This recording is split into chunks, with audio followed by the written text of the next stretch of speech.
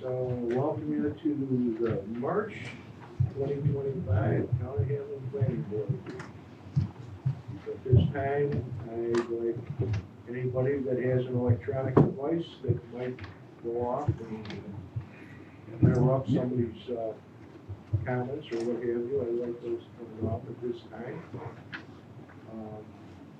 Also, the exits are down the hall to the right, down the hall to the left. And there is AED that can be used across the hall if needed. That's what they're calling the roll. Okay, Steve Law. Here. Dave Mardh. Here. Chris Slater. Yes. James Nesbitt. Yes. Steve Hittner. Yep. Sharon Steigerwald. Yeah. Ed Nelson. Yes. Okay. Has everybody had a chance to read the February 3rd meeting? If so, are there any corrections or additions or? Yeah. I'd like to add something. All righty.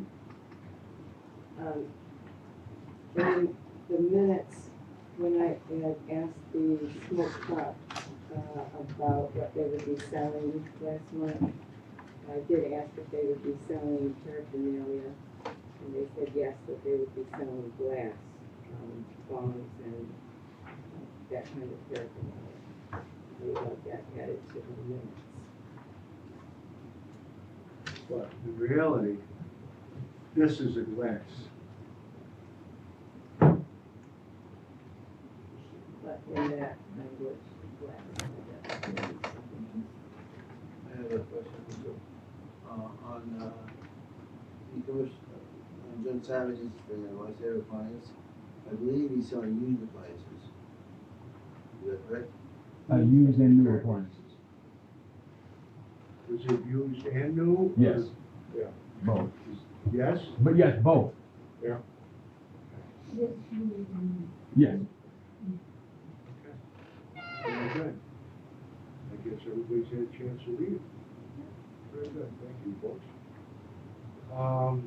So, we'll call the votes for approval with additions and corrections. Thank you, folks. Second. Sharon Steigerwald. Yes. Steve Law. Yeah. Dave Martin. Yes. Chris Slater. Yes. James Nesbitt. Yes. Ed Nelson. Yes. Steve Hittner. Yes. Okay, that being said, we have 1, 2, 3,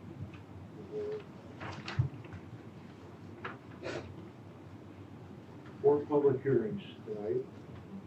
And some might be some contention, we have some contention. Other than that, we'll try to wade through this. I don't expect this to be a 1 hour meeting. Okay, first item on the agenda is for Anthony Piano, 829 Moscow Road. He's seeking a special use permit to operate a business for lawn mowing and property maintenance. He's going to be using a barn on the property and some of the area that's attached to it. So I'll call that public hearing to start, and if you want to come up and field any, do you have anything more you want to add? Yeah, I can Open it up for public comment. So the couple things that you asked me to provide was kind of a drawing and dimensions of the plan. So the proposed plan would be to have a gravel lot behind the barn, roughly 100 by 150, 160. Kind of, I have 160 on your paper, so kind of, I would probably scale it back a touch after measuring it out. And another topic was the storage of the bulk mulch piles. No more than 15 feet, I would say, in height.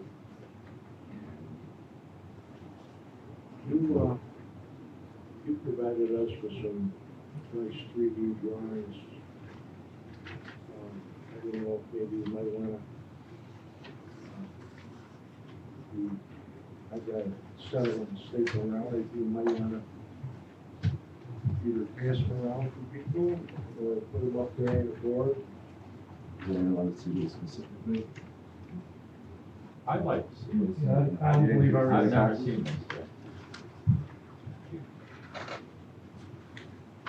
Does the board have copies of these? Yeah, it's actually my copy, but Okay.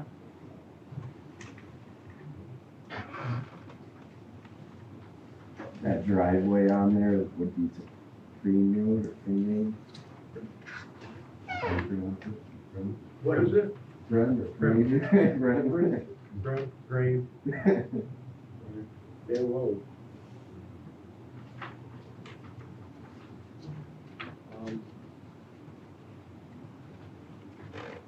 Is there any questions from the audience? We're in receipt of your letter, Peter, and I'm gonna read it, okay? Because it gets into some interesting conversation. But is there any other questions?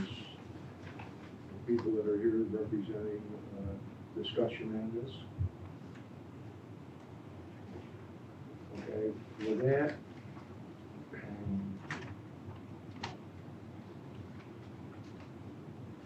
Pete, if you'll stand up. Sure. This is one of your neighbors to the west. Okay, he's former member of the planning board.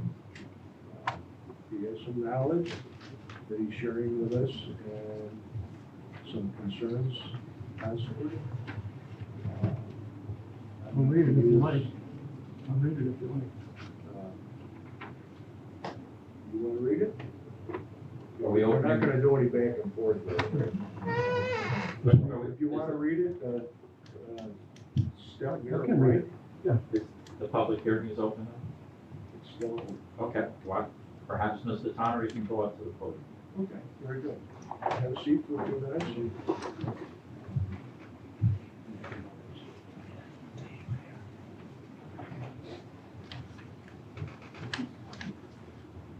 Good evening, everybody. This is a letter from 2/24/25, members of the Hamlin Planning Board. Pete, can you speak up a little bit? I will try. Dear Planning Board member, thank you for taking the time to consider my concerns. I'm writing regarding the SUP application for 829 Moscow Road. The parcel is zoned RVL in an agricultural district. The property has recently sold, and the new owner seeks to change the use as it is defined. Principal use by right is a single-family residence, plus some others not relevant here. The applicant seeks an SUP under statute 520-11 RVL, use of an accessory building for a purpose not specifically listed above, and that's footnoted. Rental property. The parcel is already non-conforming. 520.11 RVL, additional regulations and requirements, C3. One dwelling unit shall be allowed per parcel. The SUP is only part of the matter before you. The applicant has already converted the parcel into a rental property by continuing the lease in the secondary dwelling, which was grandfathered, and is now offering the principal structure, the single-family residence, for rent.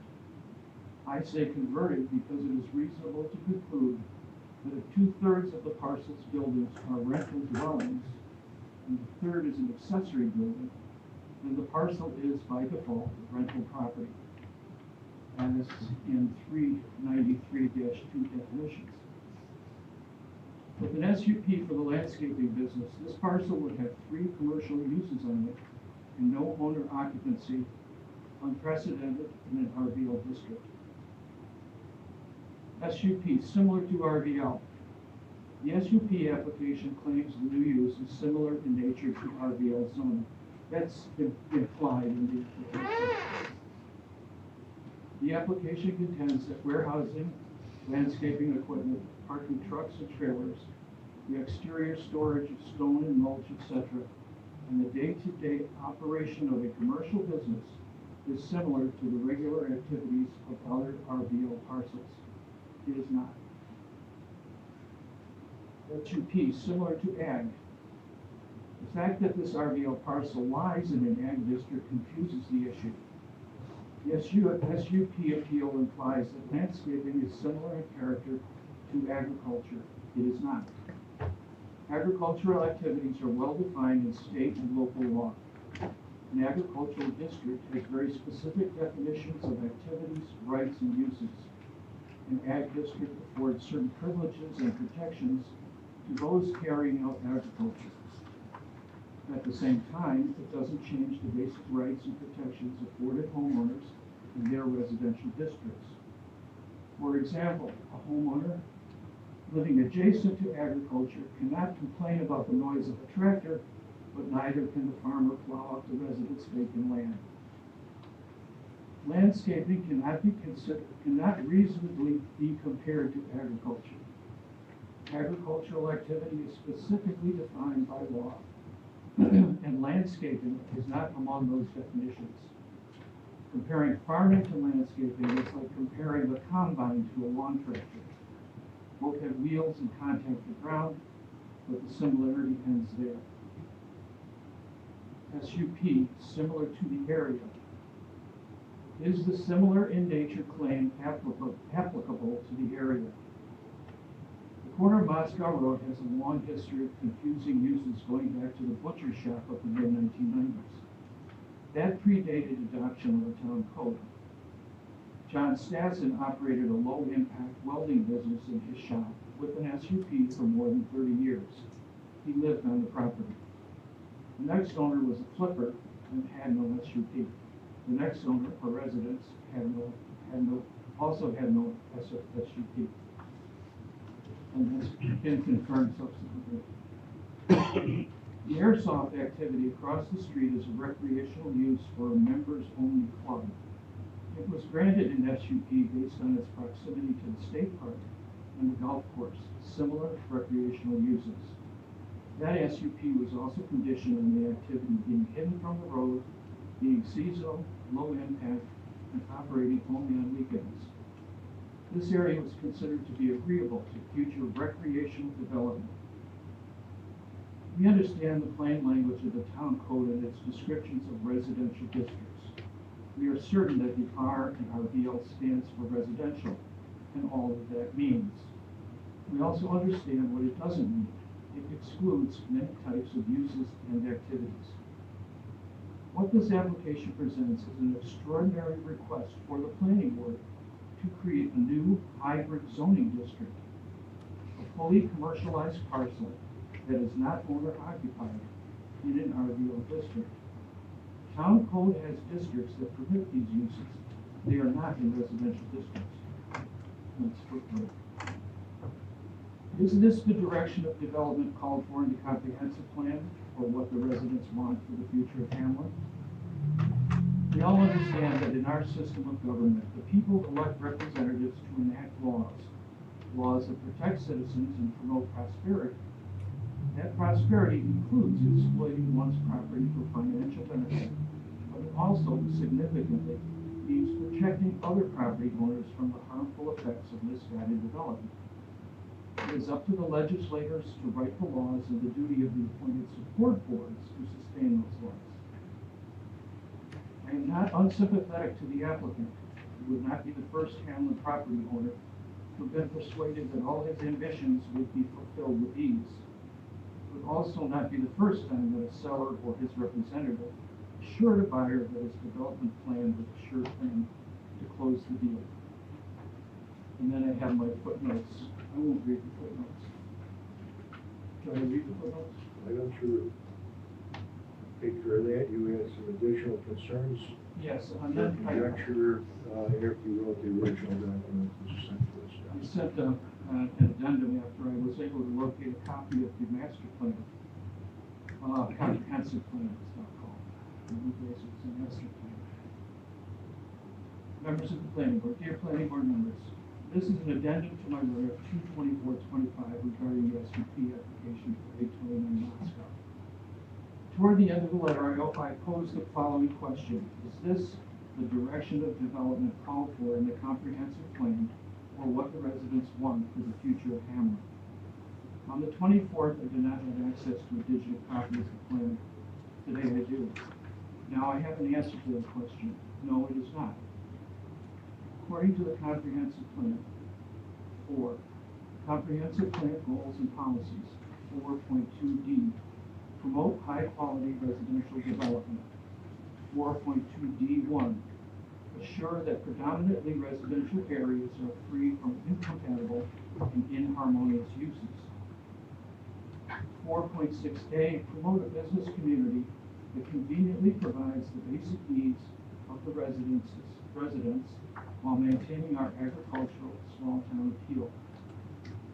4.6A2, encourage the grouping of commercial uses within a central compact area complemented by existing commercial establishments and supported by surrounding residential areas.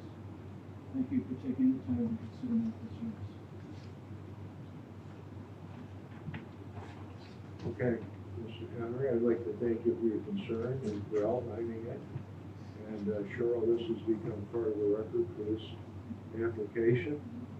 I don't want to go back and forth with a bunch of conjecture or not. Comprehensive plan is very, very old. The last update was the LWRP. Okay. So I don't know if there's a life to a comprehensive plan. These things change over the years, as well. I'm going to relegate these issues to our attorney. Okay. My question to you before I go into talking amongst ourselves. I don't know if I want to close the public area of the hearing until we have some way to deal with some of the things that are outlined here. And would you like me to come back to this issue and close the public hearing, or do you want to go one by one on this? Well, I mean, if the public hearing is open, maybe other members of the public who still want to speak, so we should probably look at that. Okay. That's fine. Once again, I'm going to ask. Well, I would like to speak rather than just read this letter. I want to just boil down some of the concepts here. I think that what's been uncovered here is kind of a loophole in the law. And that is that if I buy a property and it's got a structure on it, and I turn that into a rental unit, I've gone into business with my property. I'm now in the real estate business. There's no residential primary use now being on that property, because the property is now fallen into the category of rental, which has completely different set of values. Has to be inspected, has to have a permit, so on.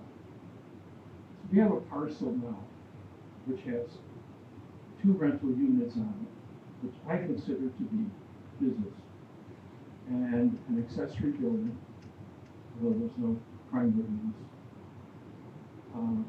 And this one seeks to have an entirely commercial activity within it. And by entirely commercial, we recognize that it's a corporation or an LLC or whatever. I think this creates a parcel that is unique in Hamlet. No owner occupancy. Real estate business. And then a commercial activity in an accessory building. I can't think of any other parcel in this town that's like that. I certainly don't remember one from our time. That's that issue. The second issue is I am concerned that the board take a very hard look at the real impact of this type of business. I think from the notes here I have 6 trucks, 5 trailers, 4 pickups, 1 dump truck. I'm going to call those altogether vehicles. So we're looking at 16 vehicles. Plus between, let's say, 4 and 8 trucks or vehicles for the employees. When I look around, I say 16 vehicles. I think if you went to Particus, they don't have 16 vehicles.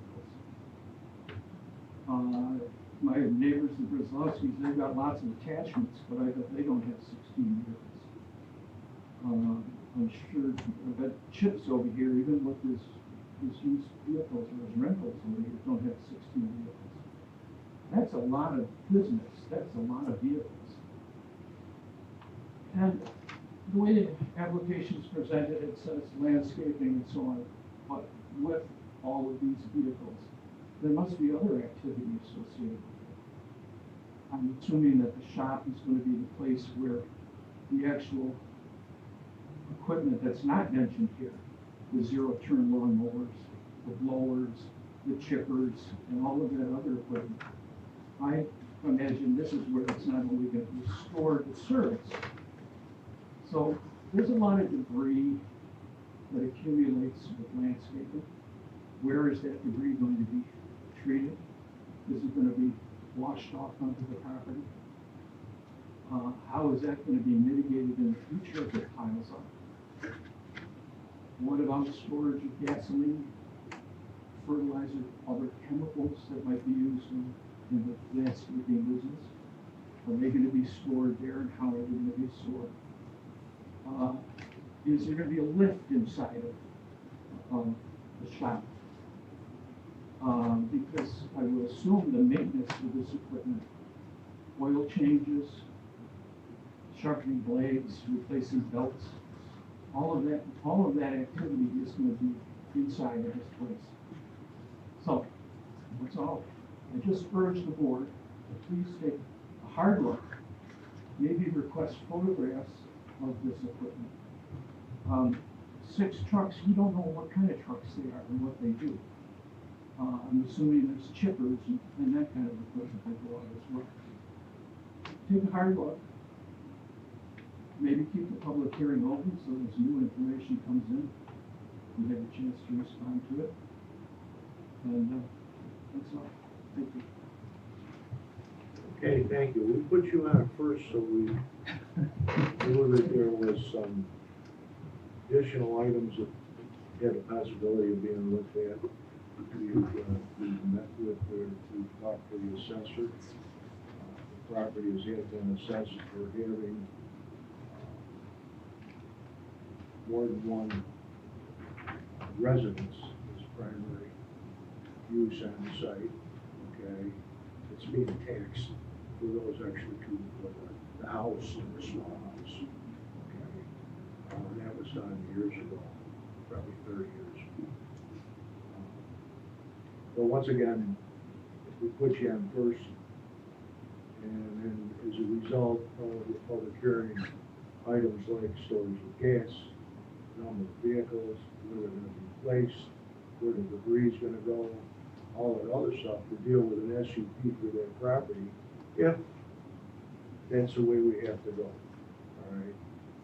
So, we want to give the applicant the ability to fill in some of the blanks, and want our legal department to look at the other one, okay? Almost every item that come before us, we look at very seriously, okay? Not having an owner on site is probably your biggest hurdle, okay, for a piece of property. But as far as the issues of having a landscape business, you pretty much answered that in your application, I believe. With the exception of on the site plan, which we don't have a site plan really. You know, we have a plan of what the 3D dream is, but is it for concrete? I believe it is. In the barn. In the barn. Is there a lift there? No, there was once, There was one once. previous units. The previous. what were you planning on doing with the debris? With the debris, we would always have some debris, and, we also bring to, we get a dumpster and load it out of the dumpster as well. There's a place on, is it Redmond Road, or maybe it is on Dunstall Road. Down around the corner, maybe it's Redmond, that takes building debris. Down by one of the old pits. But Not to mention, I don't know if you've been by there in a while, there's a huge pile of debris sitting there right now that would be the first thing to go. You know, as well as garbage all over the property for previous owner. The property is not in the best condition right now, and I could guarantee you it'll be in a lot better condition than it is now, under our ownership.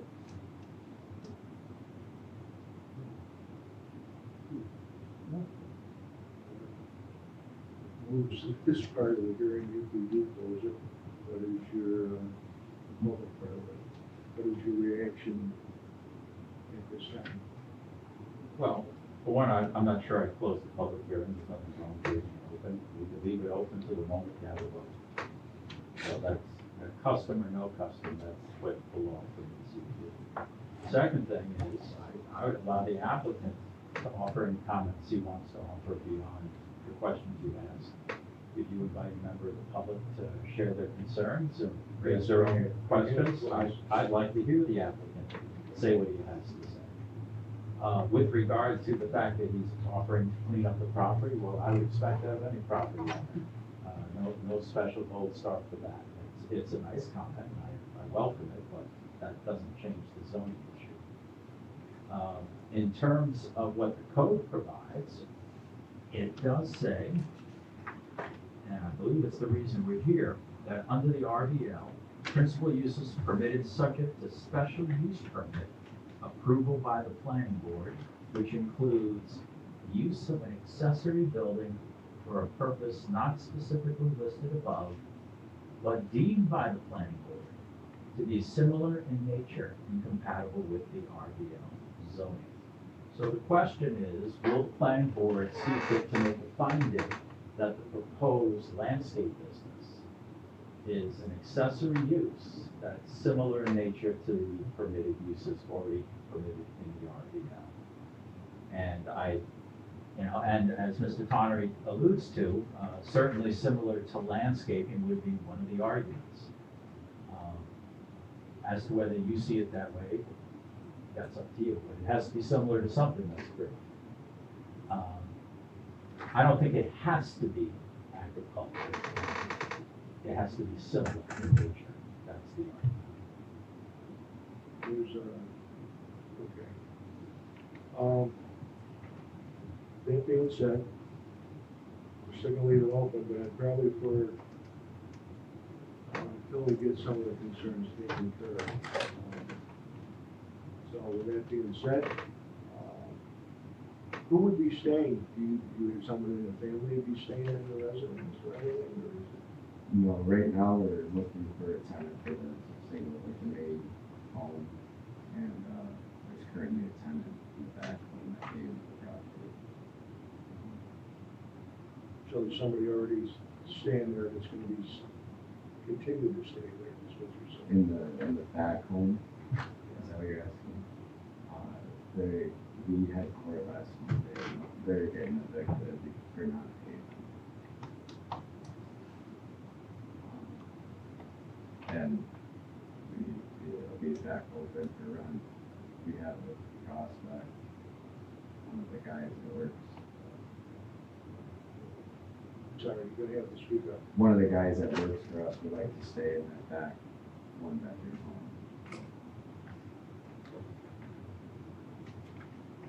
Once again, do we have any more comments from the audience, town board members, Supervisor Steve? I guess I got, I don't mind kind of landscape business going on. I guess just the amount of vehicles that may be parked there is the only thing from sight, because it is an agricultural district down there. how many vehicles are you gonna actually, how many dump trucks at one time? They ought to be pulling in at 4:30 in the afternoon or whatever, you know, like that. I mean, you're gonna have 16 vehicles sitting out there, is that gonna look awful with trailers, you know, and everything, is that gonna look congested? I guess, you know, I have no problem with the business, there's a whole bunch of contractors or landscapers around. How is it gonna look down there? That's my only concern. Anybody else? I would recommend, I'm gonna get you. At this time, I'm gonna close it to public comment. We've got a lot of good comments among us so far. You wanna make a motion to that effect, Mr. Chairman? Well, I'd like to close the public part of it. Do you wanna make a motion? Sure. Once it's closed, you can't reopen the public hearing, correct? If that concerns you, I would leave it open. I thought that we were talking. Okay, let's go through the rest of the staff. Okay. All right. JP. I think you had touched on it, Chris. In February, we noted that a proper site plan would need to be prepared. The rendering that has been provided, that I've just seen this evening, helps a little, but it doesn't tie, it's not a site plan. It shows where on the property everything is, where the driveway, where the parking areas are, where everything, it's not clear from the documents we have. I don't think you have a sufficient site plan in front of you. I don't have a sufficient site plan in front of me. You know, we incorporated some of the sketches and Pitchman survey map. They don't, They are they're not not the meshed, same. they're not Right. meshed together. Right. They I'm don't- just making conversation with them, they make it real. If it were me, I'd hire a professional engineer to draft an engineered site plan, but that's just me. Chris, is there something going on here? I don't know, I like the one project that's not controversial. Please. Not that I'm volunteering. Enough of the silliness, sure. okay. You did the best you could with what was available to him. The only thing that I would speak to about the property is that it does show on one rendition that based on this color rendition of backyard, he does plan to put a fence up, so I don't feel that whatever vehicles or the areas of mulch would be seen by the, at the road. I feel it would be within the property. And Okay, and the SUP goes with it, right? Yes. until he keeps it, he does have a choice down the Right, road. you can If it's asking the chose not to renew his SUP. the welding business. Yes, he needs some. That variances of the property. So SUP, Almost all land use permits are fundable land.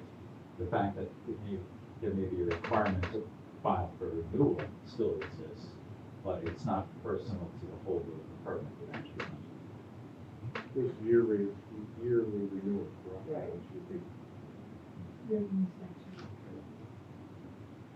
very good, Sharon, concerns.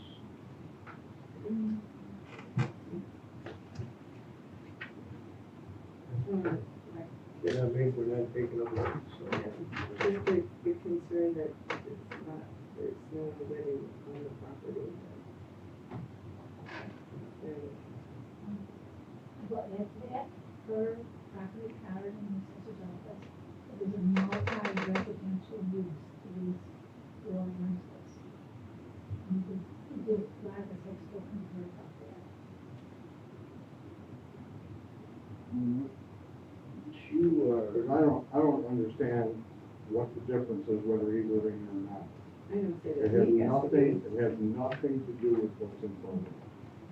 Whether he's renting those properties out or not, that's a residential property. that, and the deemed commercial has to have 4 or more units on it. So whether he's living there or not should not have any factor on what we decide on what he does with his property. All right, the other thing I guess I'm not understanding, yeah, nice site plan, full site plan would be great, but I've been around a long time, and I can look at this picture and tell you that barn's in a certain shape. That barn's on here in a certain shape. I know that the fencing and the parking area is behind the barn. All right, so, I mean, he's done it, if we want to make him, force him into a full-fledged site plan, spend a couple $1,000s, I mean, that's a board decision, but I can look at this and tell you right now, I know that barn's right there, the road's there, the parking area, and the fence is going behind the barn. And I like what the supervisor said, that, you know, and also you, if there's, you know, you have a fence there, he has a bunch of vehicles, I mean, you're not replacing a motor in the barn, are you? No, you do basic. I'm not a mechanic, Right, I hire a right, lot so of you my do stuff out. basic maintenance on. Yeah, basic on- maintenance, on some of the equipment, but you're not gonna do full-fledged auto repair in the garage, in the barn. That was one of the concerns, you know, whether there's gonna be, you know, auto repair or what. I just believe in promoting, you know, business and people. The property's not right on top of anybody else. If they aren't operating technically the business there, they are storing equipment there and taking it off-site to conduct business. for service-based business. Yeah, so, you know, it's not like he's running a shop out of there, which has been done before. We have allowed tackle shops, we've allowed gun shops, we've allowed a lot of different home-based businesses here in residential districts. That's wrong. 16 vehicles.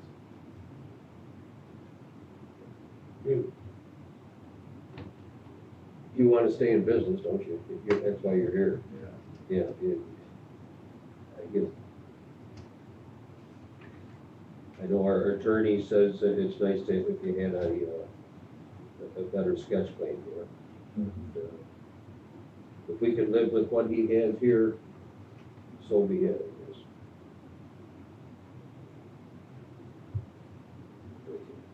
I'll hold my comments. It's got one little thing, you say you have some additional property, Mhm.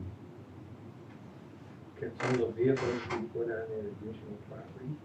So I plan on selling it if we get approval here, and then, you know, we would, if it agreed, we would, what we're on for.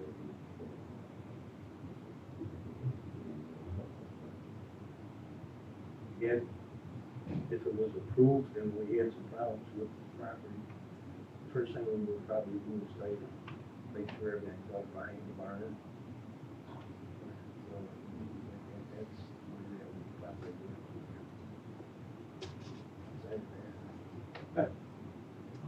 Question I guess I would have, if your drawing's nice, I agree with Steve, that you could pretty much tell what's gonna go on there. What is the plan to put the fence up there, 9 frame? I'll have to get with Steve Speed on that, I plan on using him to help with the fence, I mean, once you got approval, you're gonna have something you're gonna do right away. yeah, so you know, yeah, as soon as the lot's Excuse me? done, as soon as the parking area. My interpretation is it has to be done, all of it, before you can operate the use. You have to conform with the site plan. Building on Jim's comments, you're talking about, well, piles, whatever, have to be back behind the barn. If you had proper site plan, you could show on the plan exactly where the piles go, exactly what the heights could be. Cheryl mentions she's gratified that they're planning a fence. That's good. What kind of fence? How tall a fence? A chain link fence? A 6-foot fence? A 3-foot fence? These are things and more we would include on the site plan. And if it sounds like I'm beating on this, I am. Because your professional engineer, who you pay to advise you, is also advising you on the site plan. If you can afford 16 commercial vehicles and not have to go out and buy commercial land to park them, I think you can afford a site plan. Where are we getting the 16 commercial vehicles? I don't know, Yeah. you tell me, how I many, don't how know many where they get vehicles that do you from. have on your own They asked for presentation? an employee parking. Well, how many? Your That's up chart, not against the mine. barn there. Pardon? That's up against the barn there. the How employee many parking. vehicles was your question? How many do you We have had here? 5 pickup trucks and 1 dump truck. And then all of these? That's employee parking as per request. Okay, It's in last month's, 8 employees. Okay, it's in last month's meeting. one person at a time. so if we added up the employee parking, what I see appear to be 1, 2, 3, 4, 5, 6 more, 14 vehicles? Is that what we're putting over here? You said commercial vehicles. Okay. I would recommend it, please. Okay, can I let the final board members? Certainly. Forgive me, Mr. Chairman. Very good. All your comments are noted. I haven't given mine. I like the one percent site plan. Really, what type of events, how extensively, how many cars will be parked there. Just something a little more complete, that, you know exactly what you're doing. A couple elements, sorry to interject. With the site plan, the application includes office and storage areas. So there's offices, I presume there's going to be bathrooms for employees. And, We were told at the last meeting, there were no bathrooms. okay, but the two homes there are going to be occupied by renters, presumably. So are there going to be any toilet facilities for employees? I asked that question, they were told no. And then water supply would be another question. That would be panned out on a separate. The need, that you should know, is that OSHA requires a certain amount of bathrooms for a certain number of employees. So that should also be included, whether it's a porta potty, I don't think it matters, so it's something that you need to show in the social.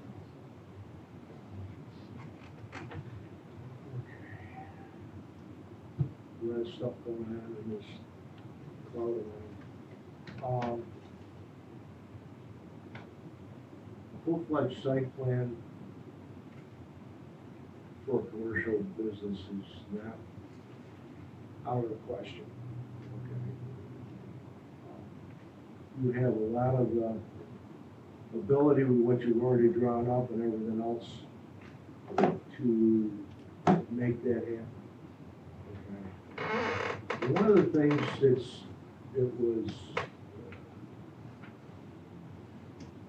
Pete talked about it, that you need to know where certain things are. Fire department needs to know where things are, okay? You'll need an inventory of what you're gonna have certain kinds of mulch, or you might have some compost, those are all inert, okay?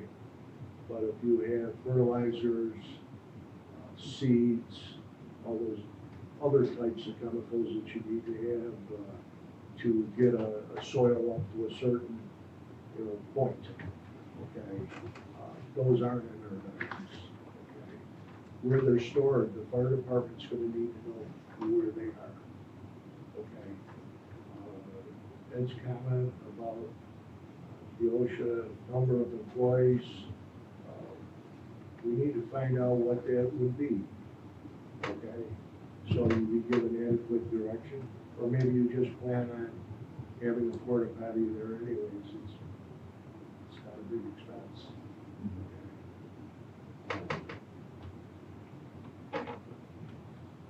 When I looked at the information from the assessor's office, this property classification, by New York State Assessor's Authority, active multiple residences that are taxable.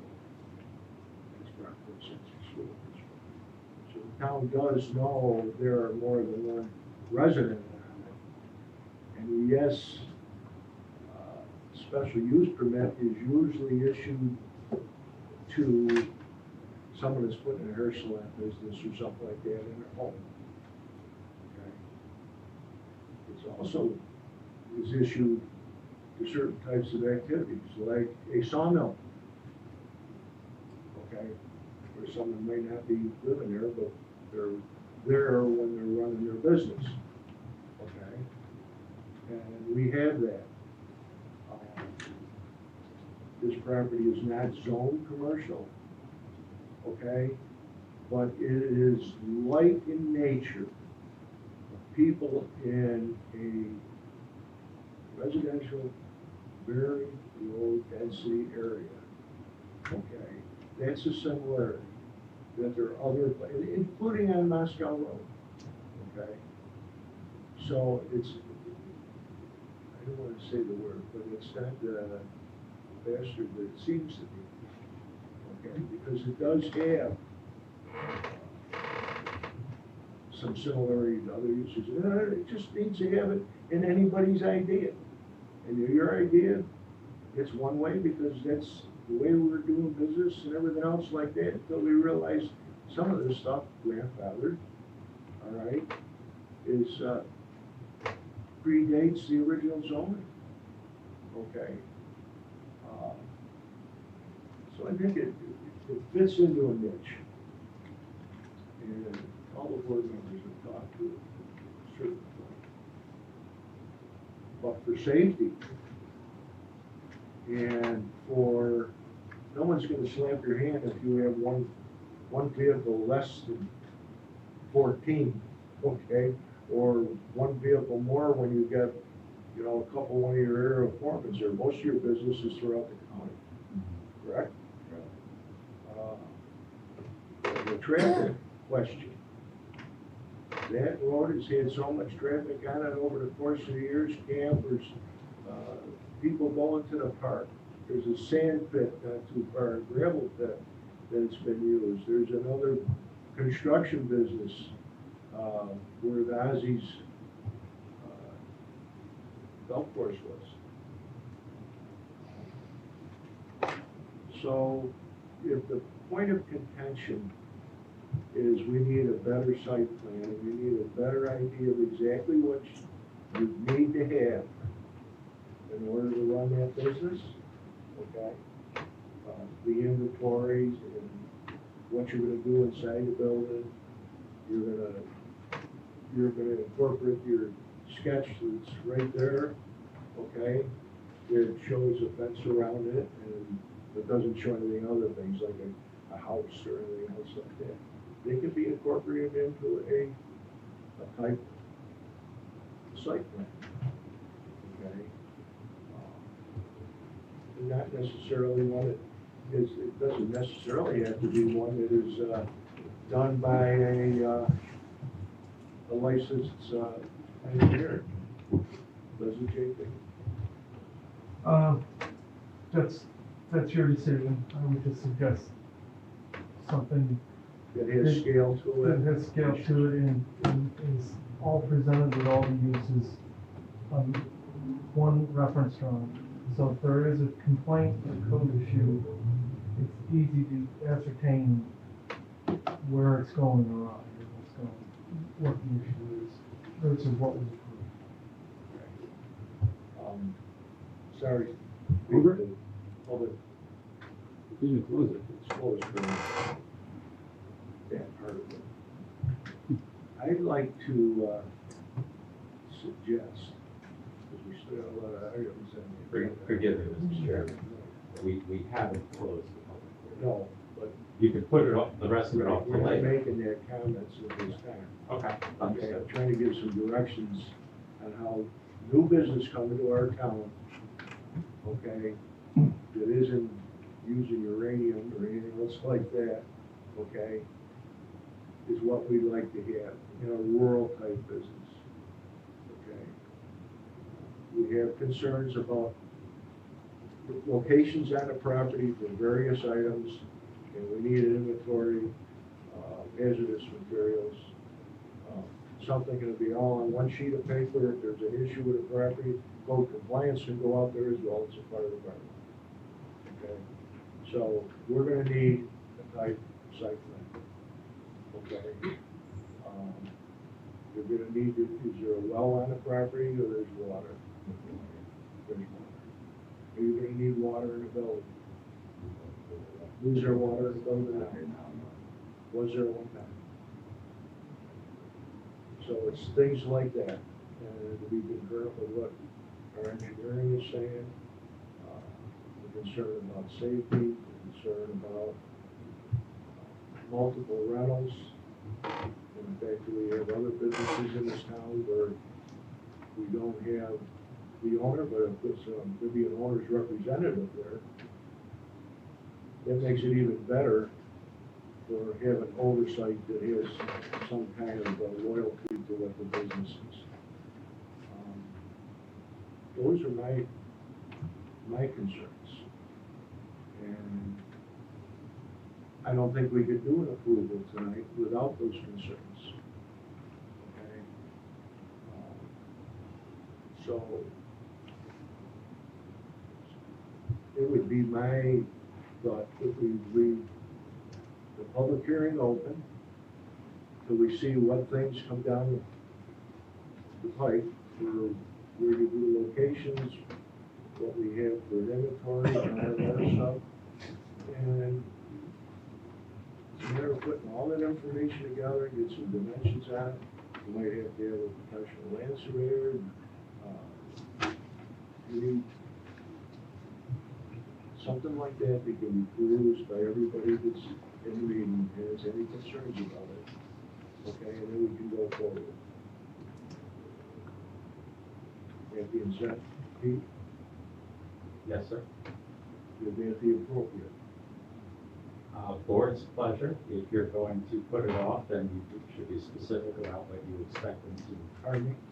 If you're going to adjourn or table the matter, you should tell the applicant specifically what you expect us to do. What are the deficiencies of what he submitted? If what you want is a site plan, then sure, tell him you need a site plan. But if there's anything else, we should tell them that. And we should table this to a specific date. That would be my preference.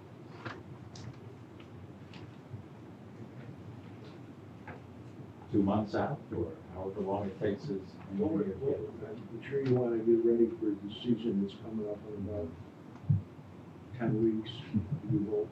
Yeah, 4 weeks. Would it be your inclination, you want to provide us with a plan that has dimensions, where the house is in relationship to the driveway, where the other rental unit is in relation to the house and the barn, all those dimensions on it, if there's a significant change in elevation through the site, things like that. So you want a site plan, and then I guess I'm not fully understanding what you want of like the inside. Like C, like why, I guess why is, what's the worry about C? Like what do you? Number one, you got a number of vehicles that have gas in the gas tanks, Yeah, okay? Like you have a spill, you could have a line break, yeah. okay? So like, I guess how do we lay out the inside? May I suggest he does get a site plan, but he has the fire marshal go there and meet him there, and then he can discuss the story. It's a very good, it's a very good thing. Make sure it's where and what they want, and they know exactly where it is. You know what I mean? That makes the most sense, since they're the ones who would have to come in, if there was an issue. We have minimum requirements for site plans, sketch plans. May I think, since the applicant doesn't seem to know what he's doing, I would be specific and say engineered site plan. His engineer can explain the process. We have two applications on tonight's agenda involving the Tops Plaza. Each of them have an interior site plan, an interior layout, building plan for how everything's laid out. That is what we're really looking for, I think, on the interior of the accessory structures that they're going to use. An interior layout to show us where the offices are going to be, where the vehicles are going to be stored, where they're going to be cleaned or washed or maintained or whatever it is they're doing. That I think is what the design professional can put together. What would be a realistic time target date for you? I have to get with an engineer and see how their schedule is. Will we table it till February? Uh-huh. Will we table it till February, or I mean, Last month. till April 7th, and if he can't get in, he can let Cheryl.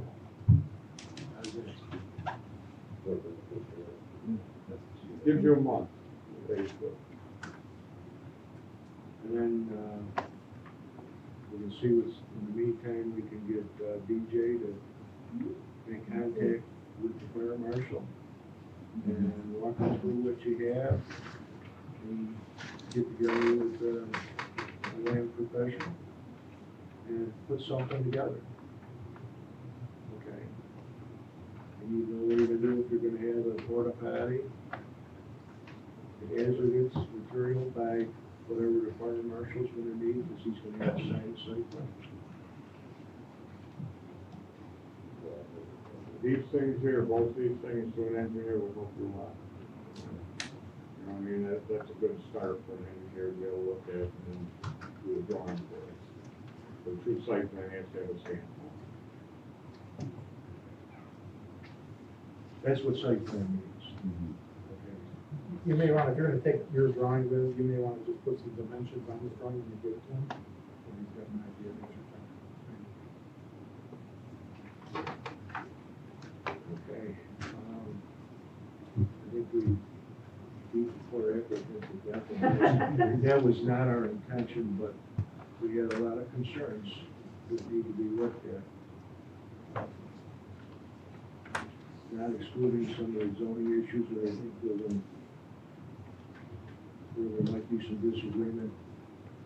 It's been explained over and over.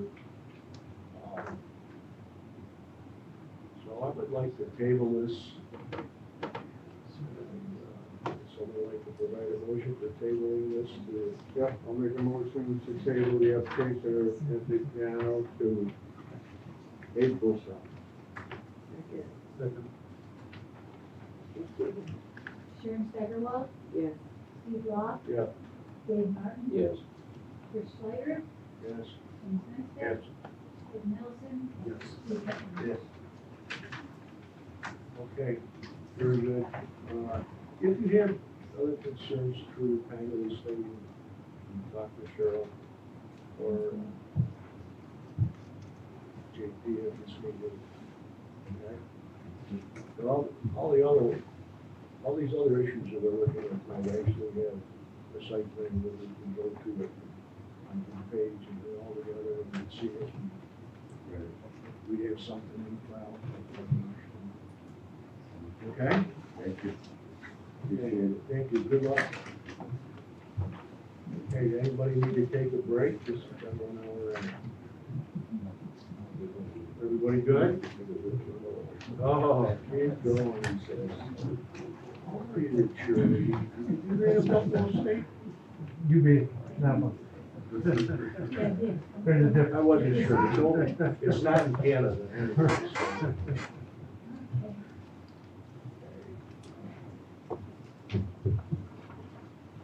Want to read the proof of publication for this next one, Cheryl?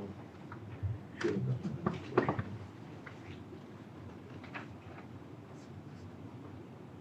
Public hearing, commercial site plan application for Ali Alibay, Yeah. 1800 Lake Road, Plaza, application of Ali Alibay, owner, Fort Home Property Management, looking to rent storefront located at 1800 Lake Road. He is proposing to operate a tobacco, smoke, and vape shop. The business shall be used solely for the purpose of tobacco sales and other products related to the same. There will be no sale of marijuana products or illicit substances not allowed by both local and federal law. A sign permit will be applied for at a later date. This is in the commercial general business zone district, tax count number 021.03-3-23.1.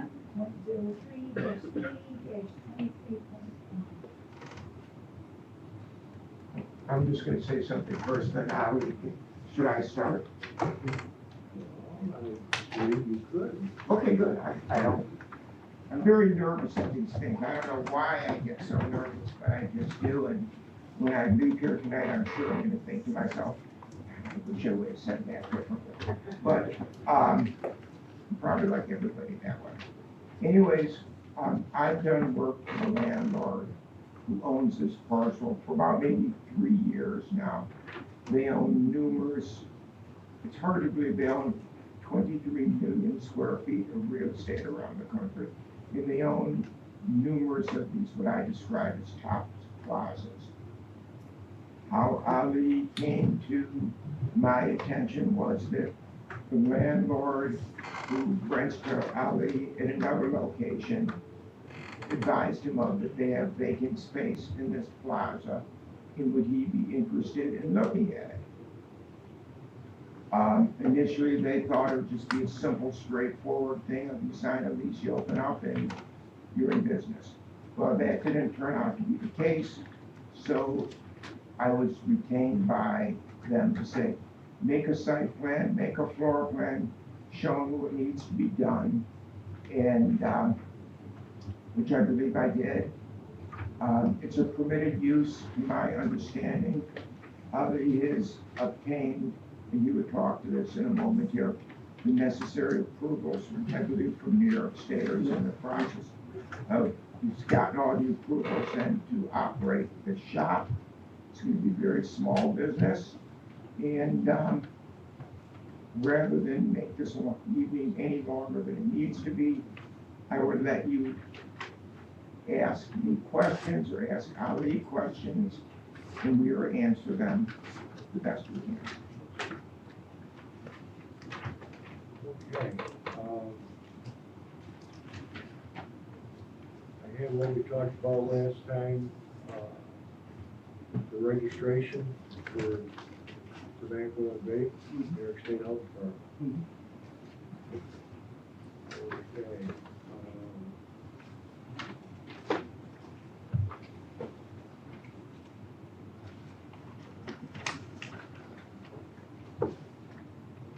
At this time, is there anybody here that wants to make any comments, ask any questions of the applicant? And at this time, we're opening the public hearing for public comment.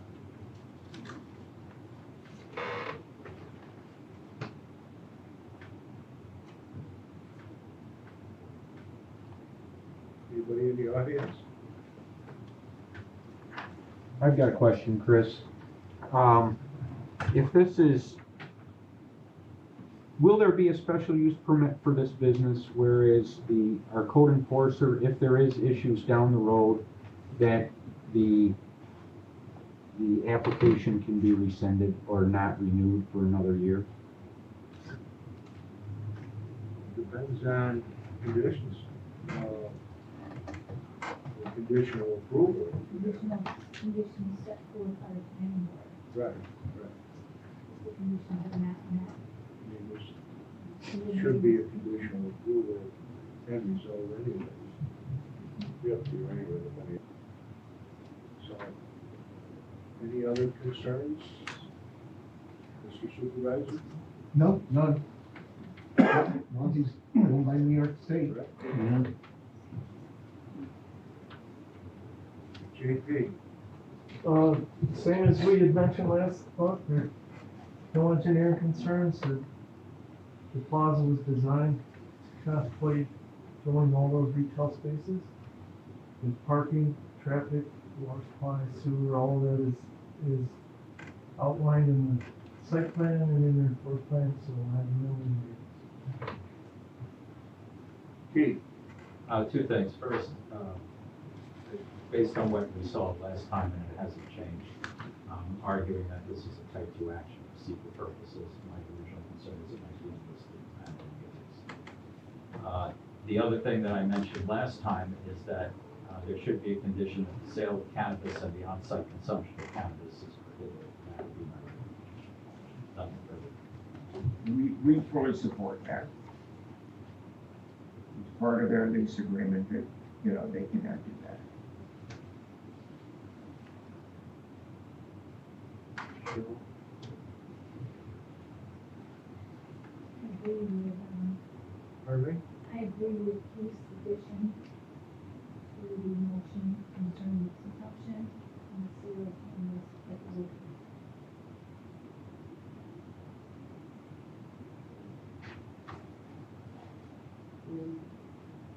Having the 21 age.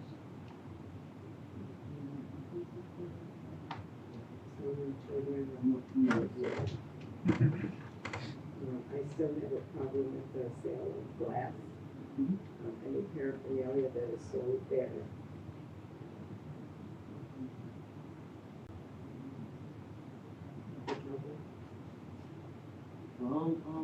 You know, we could keep that picture of the glass. Really, it's mostly like antique glass that I ordered. You know, they're really just, you know, like you said, they're used for whatever, you know, like hookahs or whatever, you know. Pipes. Yeah. But we could keep that up. You know? Will you be selling pipes too? No, mostly glass, big glass balls. Very, you know, antiques. Stuff you smoke marijuana Tobacco.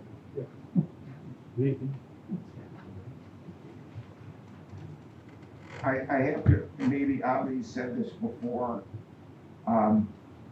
my client, who met Ali through, is very concerned about the people in their plaza. And the reason they brought Ali here was that he successfully runs an establishment where he runs it above board. And, you know, they don't want, nor do they want to have, you know, they want to be looked upon as being a good landlord, operator in the town. And they don't want anything bad going on here. And I don't believe there's ever been any complaints against him and his other location that they have. We could, I'm gonna have signs up that only 21 and older are in the store, and only will be sale to 21 and over, or whatever, you know, cigars, cigarettes, every little thing that had in that store would be sold to 21 and over. No children around or inside the store, you know. Probably better than any other place that sells cigarette products around here. I mean, I probably shouldn't say them, but it seems like gas stations let anybody in now. But, anyways. Steve, I really have no concern, I mean, whether he sells pipes or some glass equipment. Unfortunately, against a lot of people's wishes, marijuana is legal in New York State, so selling those things is not, it's not illegal. You can go right over to Crosby's over here and buy gold tickets. Well, mixing empty spots in a building, and whether it works or not is up to this gentleman and how he runs his business. And the chair will keep an eye on him. Hey, What do you put in the bongs? Wow. You want a demo, Nick? Yeah, there. Well, We're gonna see, Dave, outside of Crosby's there, whether there's new glass. Coffee, tea, I don't know, soda? I mean, mostly. I mean, what do these people buy bongs for? What do they use them for? Some people smoke tobacco and phones. Why did you just smoke a cigar or a cigarette? I mean, Why would you want to put tobacco in a bong and Because it's filtered through water. was they going to give you a better feeling or?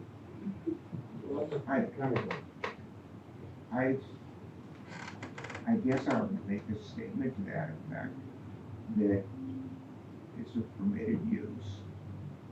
cigarette smoking is permitted in New York State. It's zoned correctly. They're not gonna be selling marijuana there. New York State has decided for whatever reason that marijuana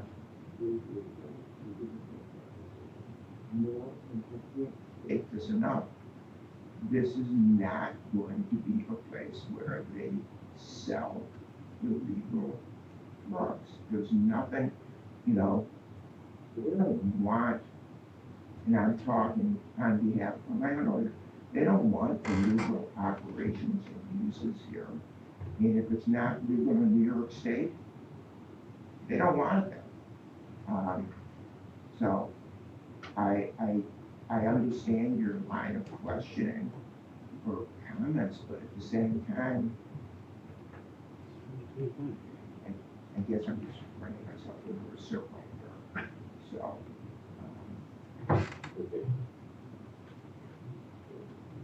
Kind of hopefully, because it's, the public is still open, and when we get done with our comments, they might have some additional comments. Jim, Okay. has anything changed since this? No, I'm probably the old guy here. Oh, I am. You cannot watch TV any night of the week for any program without seeing some ads about quit smoking.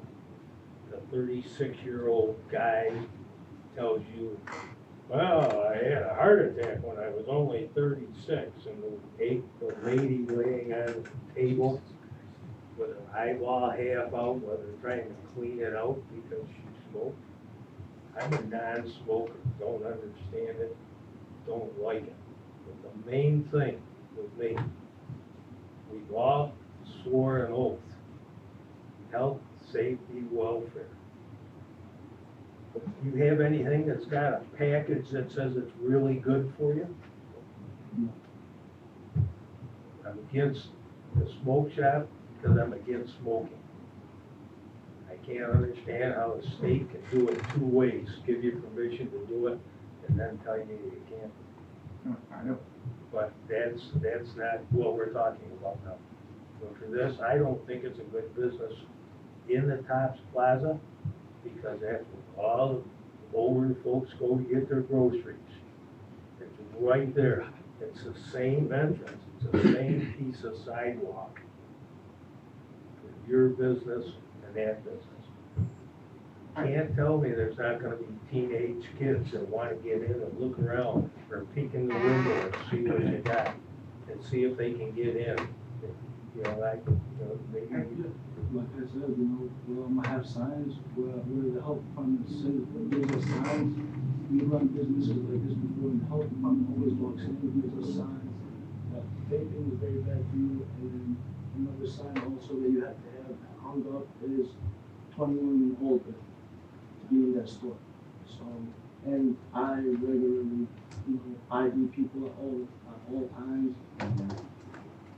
You know, it's not like I'm gonna be selling to anybody who walks in the store. There's lots of businesses that you may or may not feel good about, but they're permitted. People might not feel good about people drinking, and Yeah, but we're only talking one business. I know, right but here I'm just saying that when it comes to this, again, is it permitted under the law? Yeah. And is there anything here that, when you look at this plan, is there sufficient parking for this? Yes. Is there sufficient lighting for parking? Yes. You know, so it's on all of those criteria, it's all good.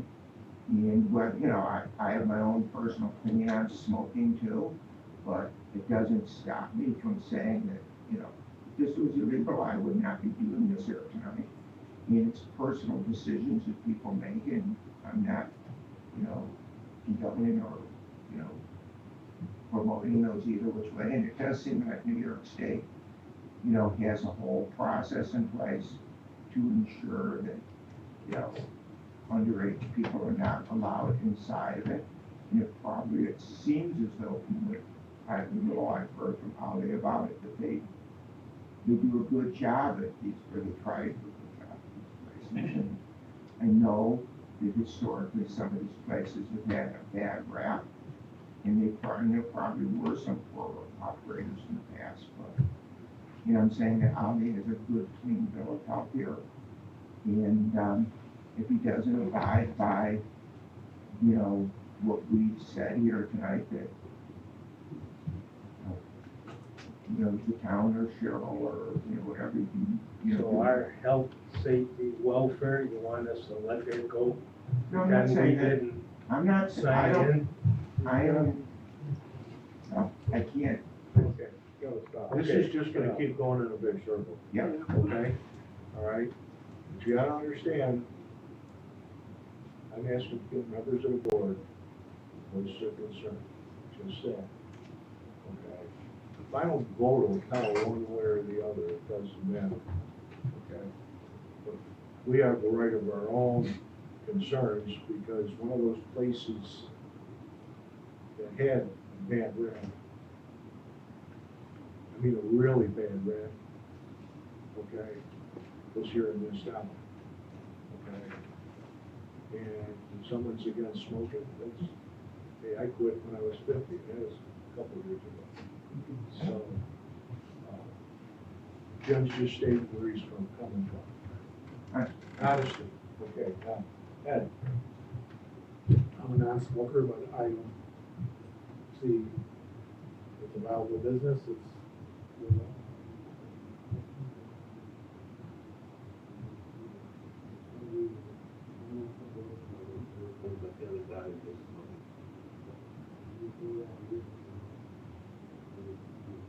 Joe?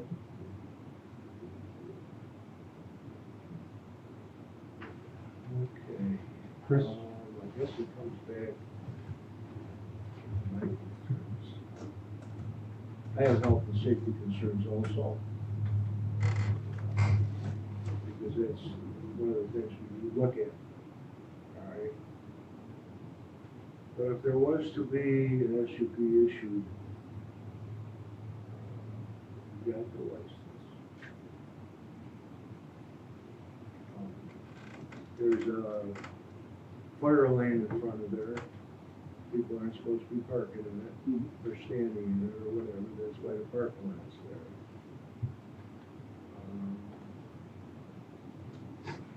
And we need to have a conditional approval.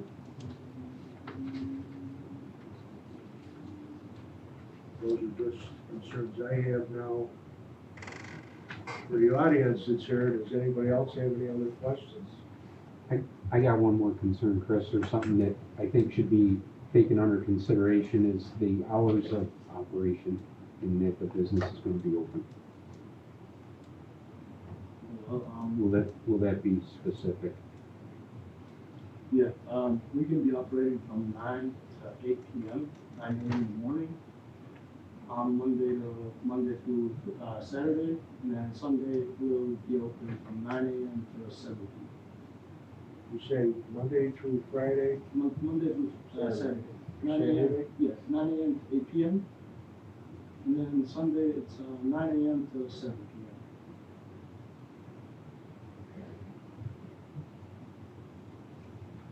Number of employees? There will be 2 employees.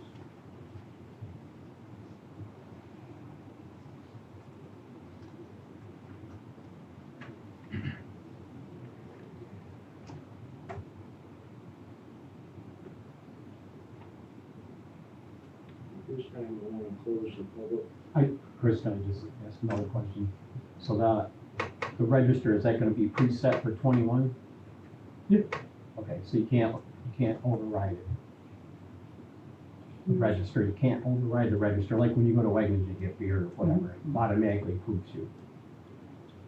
Is everybody gonna get automatically approved? No, that'll be for 21. Well, that's what I'm saying, you're gonna get approved, though. Every person that goes through there is gonna get approved. No.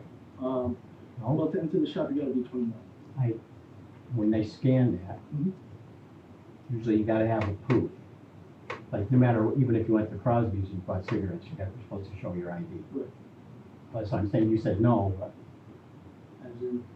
So when they go through the register, you're gonna have to show proof for everything they buy. Exactly. Okay, it's like their license or whatever. Okay.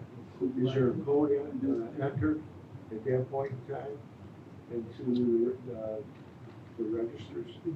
Yeah, so there's an override at the register, so like a manager could override it. But other than that, you have to punch in their birth date in order to okay the sale. So birthday goes with the sale, Yeah. as well as a receipt. Yep. And everything's received. I got one quick question. How much repeat business is it? You buy a pipe, you probably have it the rest of your life. You gonna go back and buy 10 more? It's just a question. Come on. How many people in this town are gonna buy pipes? A lot of different styles, a lot of different, makes of pipes, so maybe people, would wanna switch pipes every. I don't know anything about it. Well, I just, the business. well, you're not gonna repeat business, you drink, buy a six pack, you drink the beer, you don't get old. Time will tell if the business is successful or not. I hear people say health and safety and welfare concerns, but those are nice words. How about like 5 bullets inside those words of the real concerns, because you're not detailing anything.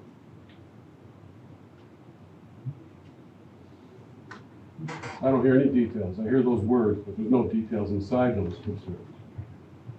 I think it's a matter of the same. So they're words right now from you guys. You're not detailing anything. You're not telling them what's inside all those concerns. What's the safety concern? What's the health concern? What's the well-being concern? You say it, but what are the concerns? What's gonna happen to make it bad for the town? People would die. Okay, this business is gonna cause death. Well, you know what? Everybody can have a soapbox that wants to stand down here tonight, okay? This is the whole idea. But for some of us might have just recently lost somebody to one of these things, okay? Or they know someone that in the past had a problem using tobacco. I get it, all right? When you run a business like this, he's gonna have a sign up on the wall, just like that occupancy that says, the Surgeon General says that this could be harmful to your health. Okay, it's required by New York State Health Department. Although you get your, registration is with the New York State Tax Department, and that's where the problem is. Taxes, New York wants money off it, okay? And it's at our expense to a certain extent. So you got 2 different departments, Department of Health, that's showing those TV commercials, and you got Department of Taxation and Finance that issues the registration and license in order to do your business. So it's not we're not a bunch of country bumpkins here that you do look at things. And anybody that doesn't know what the effects are of tobacco, what they do, hasn't been paying attention his whole life to this day point. So we've got some things that we need to look at. Keith? Yes, sir.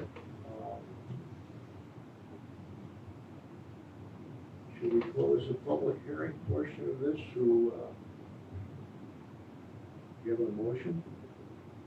And then continue with business as far as there's some items in vacancies on the, within the motion for approval. First, of course, is seeker, and this is the type 2 action. Well, we closed the public hearing. Make a motion to close the hearing. Second. Call the rolls, please. Jack Steve Hittner, who is number 2. Okay. Sharon Steigerwald. Yes. Steve Law. Yeah. Dave Martin. Yes. Bruce Slider. Yes. Jim Nesbitt. Yes. Yes. Ed Nelson. Steve Hittner. Okay, would someone like to classify this based on the findings here in tonight's meeting? Make a motion for the application of Aliafe, 1800 Lake Road, Tops Plaza, commercial site plan to be considered a type 2 action. Second. Sharon Steigerwald, This is in favor.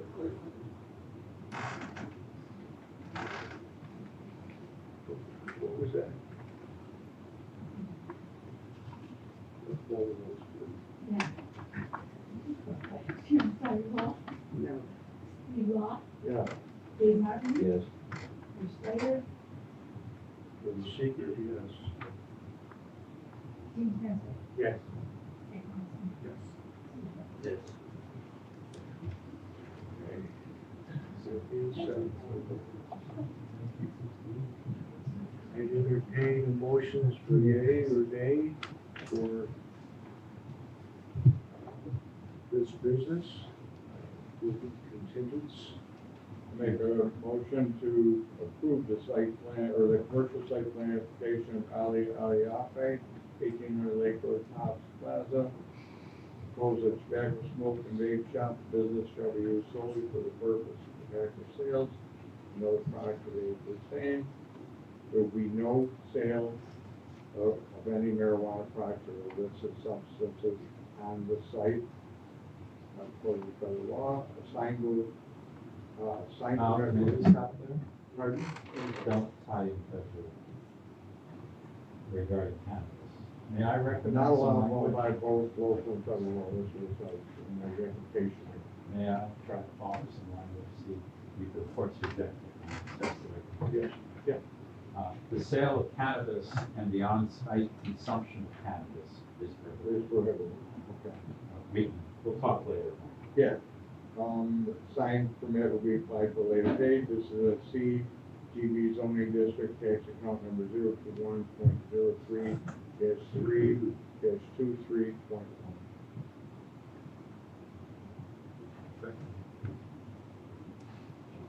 I'd like to keep it that we need to comply with our local ordinances and/or any other failure to come bring into compliance if it falls out of would be time for full compliance and then shut them down for a while.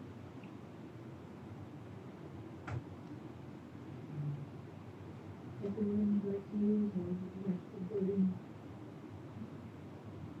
I just think we should have something that's conditional, that you have the power other than what you think you need. If you need, you wanna have some different language, say so for other reasons. She technically has enough power to shut it down for whatever falls during the code. Yes, I think it's one we would shut down. There is already an enforcement mechanism in the code. I don't think the planning board has the authority to create supplemental enforcement mechanisms beyond conditions. Very good then. Hours of operation? We can impose hours of operation, as someone has suggested. We already stated hours of operation.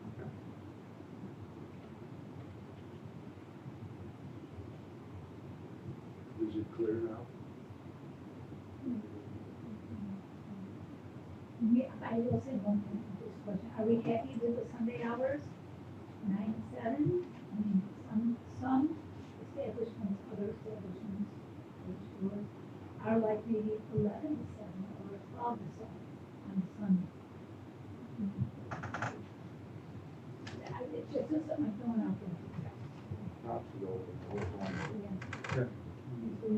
Somebody wants to come in and buy a pipe before they go to a football game on Sunday, they'll be open. Okay, okay, I just wanted to. So extension cords for who? Okay.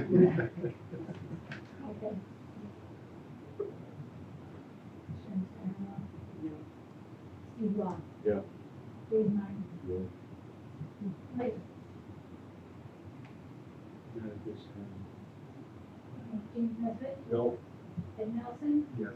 and Whit Merritt.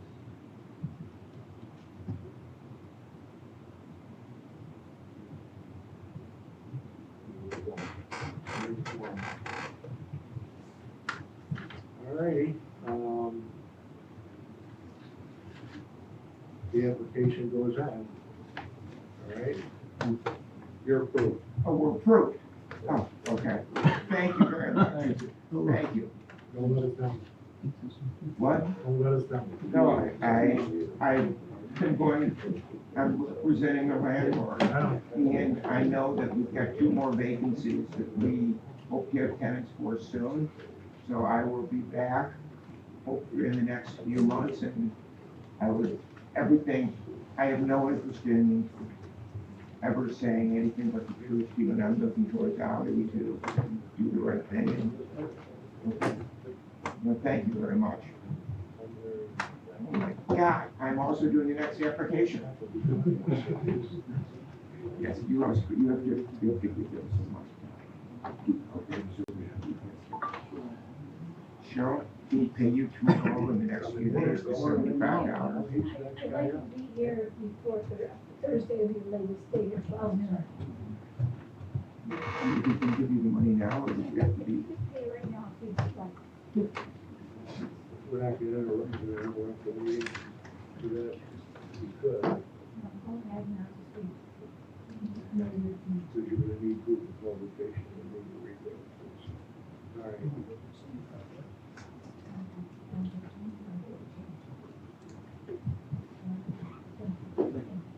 Okay, the next one, public hearing. Commercial site plan application for John Savage for Lifesaver Appliance. Well, Another one. This story goes back to the other story.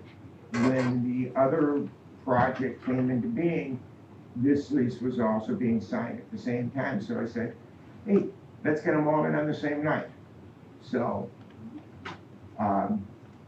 that's how I started working for John and the landlord on this.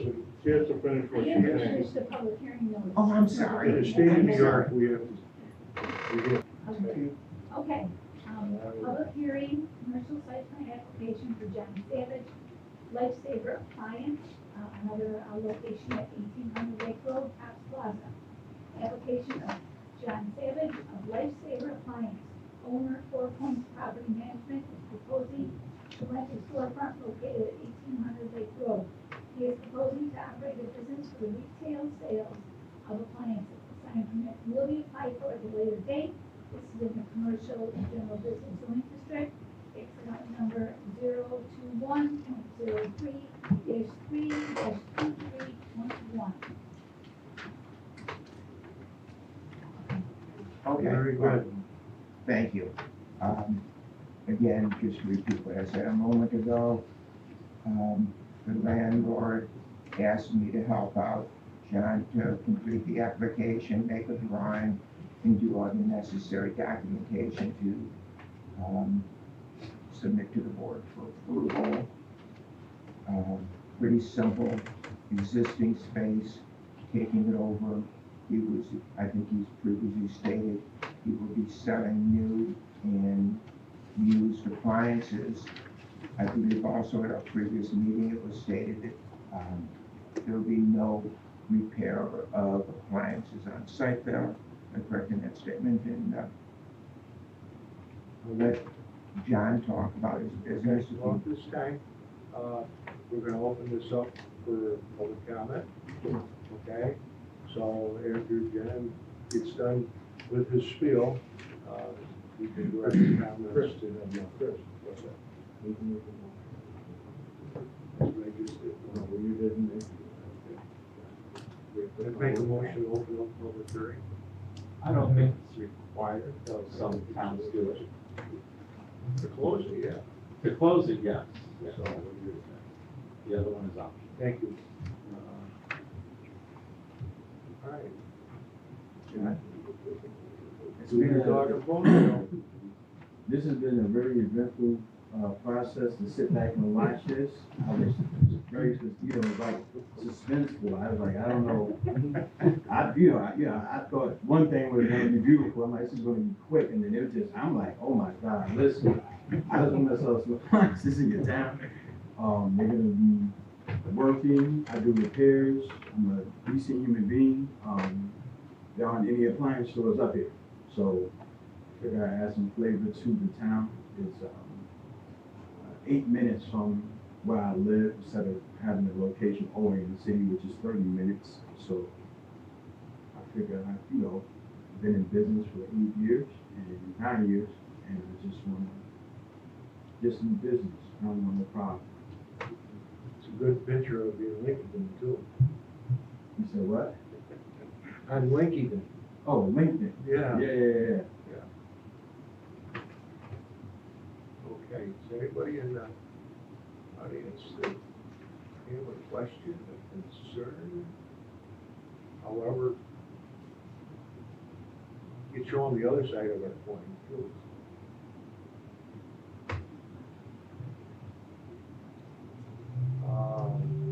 Public part of this hearing is closed. Do we want to have a motion for that?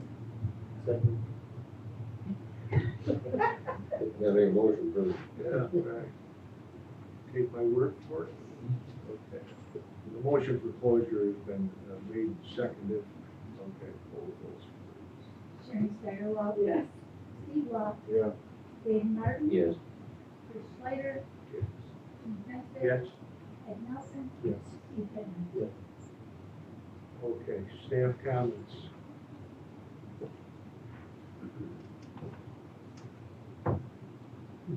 No engineering concern. Type 2, nothing further. No comment. You provided all the information pertaining to the proposal of the retail business.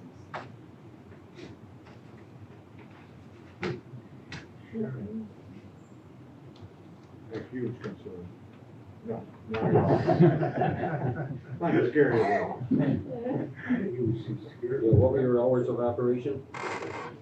I'm not, so typically I could do, I was thinking between like 11 and 7, or I could be like 10 and 7. So nothing, I wanna, because when you're dealing with appliances, believe it or not, when things break down, I want to be available to the people, because if your refrigerator breaks down, I typically can do the same day delivery. So let's say 6:30 your refrigerator breaks down. You like, you know what, I got a guy right down the street. You go there and you say, listen, it's broke, I got the food in there, I don't know what to do. I have the power to deliver that day to make sure your food is good. So it's flexible. I know, so in the summertime I may be open later, because in the summertime the humidity, it is more repairs and things break down more in the summertime. But it won't be a crazy hour. It won't be crazy. You're gonna have your hours posted on the, Yes. on the door? Yes, oh, for sure. Yeah. For Okay. sure. So you'll have that on your permit? Yes. Yeah, okay. Well,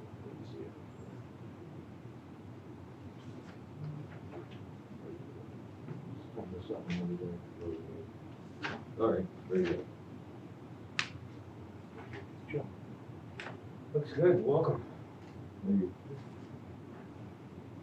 The only concern that I had, I think you answered the question the last time, but there was, it's like storage or Yeah. junk stuff all back Absolutely. or all front or all back. Absolutely. Thank you. You're gonna need a dumpster, or you're gonna be able to use, your golf carts and garbage or anything else that you might have, but you won't be using the site dumpster for appliances, right? No way. I mean, maybe some cardboard boxes, but not like actual appliances, absolutely not. Because of plans they have, cardboard recycling. And they got everything. I don't really know. Does anyone? Cheryl, do you know if they have?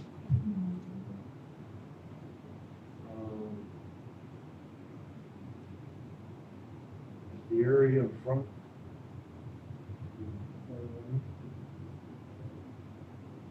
We need to take deliveries of new appliances and ones that we also have repaired, or need repaired. Can you take them in the back? Yes. So you're not in the front fire lane, close to any of the fire signage and stuff like that they have out there? Yes.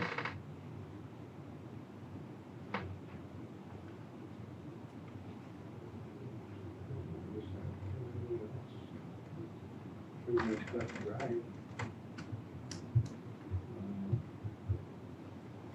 Someone like to make a motion for secret? Make a motion then for, secret here for John Savage, Lifesaver Appliance, type 2, unlisted action, Type 2 only. type 2, only. Sharon Steigerwald, Yes. Steve Law. Yeah. Dave Martin, Yes. Chris Slater, Yes. James Nesbitt, Yes. Ed Nelson, Yes. Steve Hitton. Yes. Okay, I'd like to make a motion then for, John Savage, Lifesaver Appliance, 1800 Lake Road, Tops Plaza. Owner, 4 Points Property Management, is proposing to rent a storefront located at 1800 Lake Road. He is proposing to operate a business for the retail sales of appliances. A sign permit will be applied for at a later date. This is in a CUD zoning district, tax account 021.03-3-23.1. Sharon Steigerwald, Yes. Steve Law. Yeah. Dave Martin, Yes. Chris Slater, Yes. James Nesbitt, Yes. Ed Nelson, Yes. Steve Hitton. Good luck. There you go. Sure. Give you a check now or $75? Yeah, why don't you just, can you come in tomorrow? Okay, I can Come do in that. tomorrow, do it, so we can just, everything else move in there. Okay. Okay? All right. See you tomorrow. Yeah. Okay.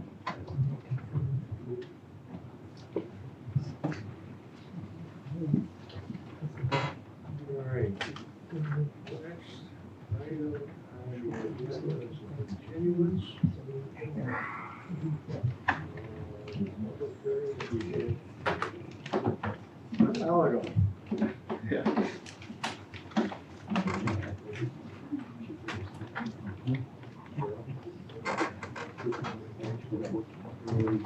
The original.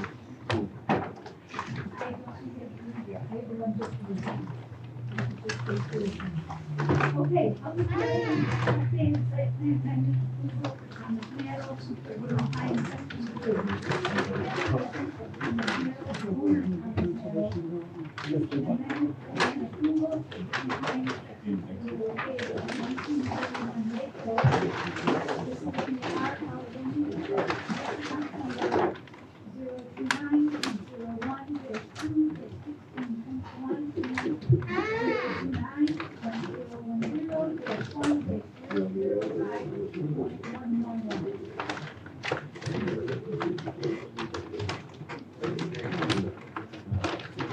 Not too much. My name's Chris Schultz. I'm the project engineer for the site. Last time we were here was last fall, and we needed to get the DEC to take a look at the wetlands and confirm that the mapping was accurate and had not changed. Unfortunately, the DEC is kind of low staffed. There's actually one gentleman that covers a number of counties. He did get out and did finally walk it, and he did finally sent, what they call a jurisdiction determination, which is, he agreed with the delineation that we had shown on the plans, and which was actually done originally by Andy Smith, the wetland biologist, years ago, and then updated and verified that the wetlands would stay the same for the current application. At the last meeting, we had comments, both from the fire marshal, town engineer, plans before you reflect changes that were made to satisfy those comments. We did talk to the fire marshal earlier in the week. He said it's all part of the plans. Still need to hook up with Vicky if there's any additional items, last minute items. Just to refresh your memory, this was originally going to be 2 sections of Hidden Pines. It was going to be sections 3 and 4. And at the original concept, there were several lots proposed. Based on market demand and everything else, it has switched to just 4 large estate lots, similar to what we did with section 2. These lots will be served with sanitary sewer, public water. There'll be a private drive, basically shared by the 4 lots coming in off of Lake Road. We currently have approval of plans from the Mardh County Water Authority. We are basically holding the other county approvals until such time we have a preliminary or contingent final, so we can obtain those. We're in a position to expedite the final plans, record the subdivision plat soon, because my client and his son will intend to build a house on the box. So we're very anxious to get this moving along as possible. And at this point, I'm happy to answer any questions. Okay, is there anybody in the audience with a question? Mr. Schultz? Is the public hearing open?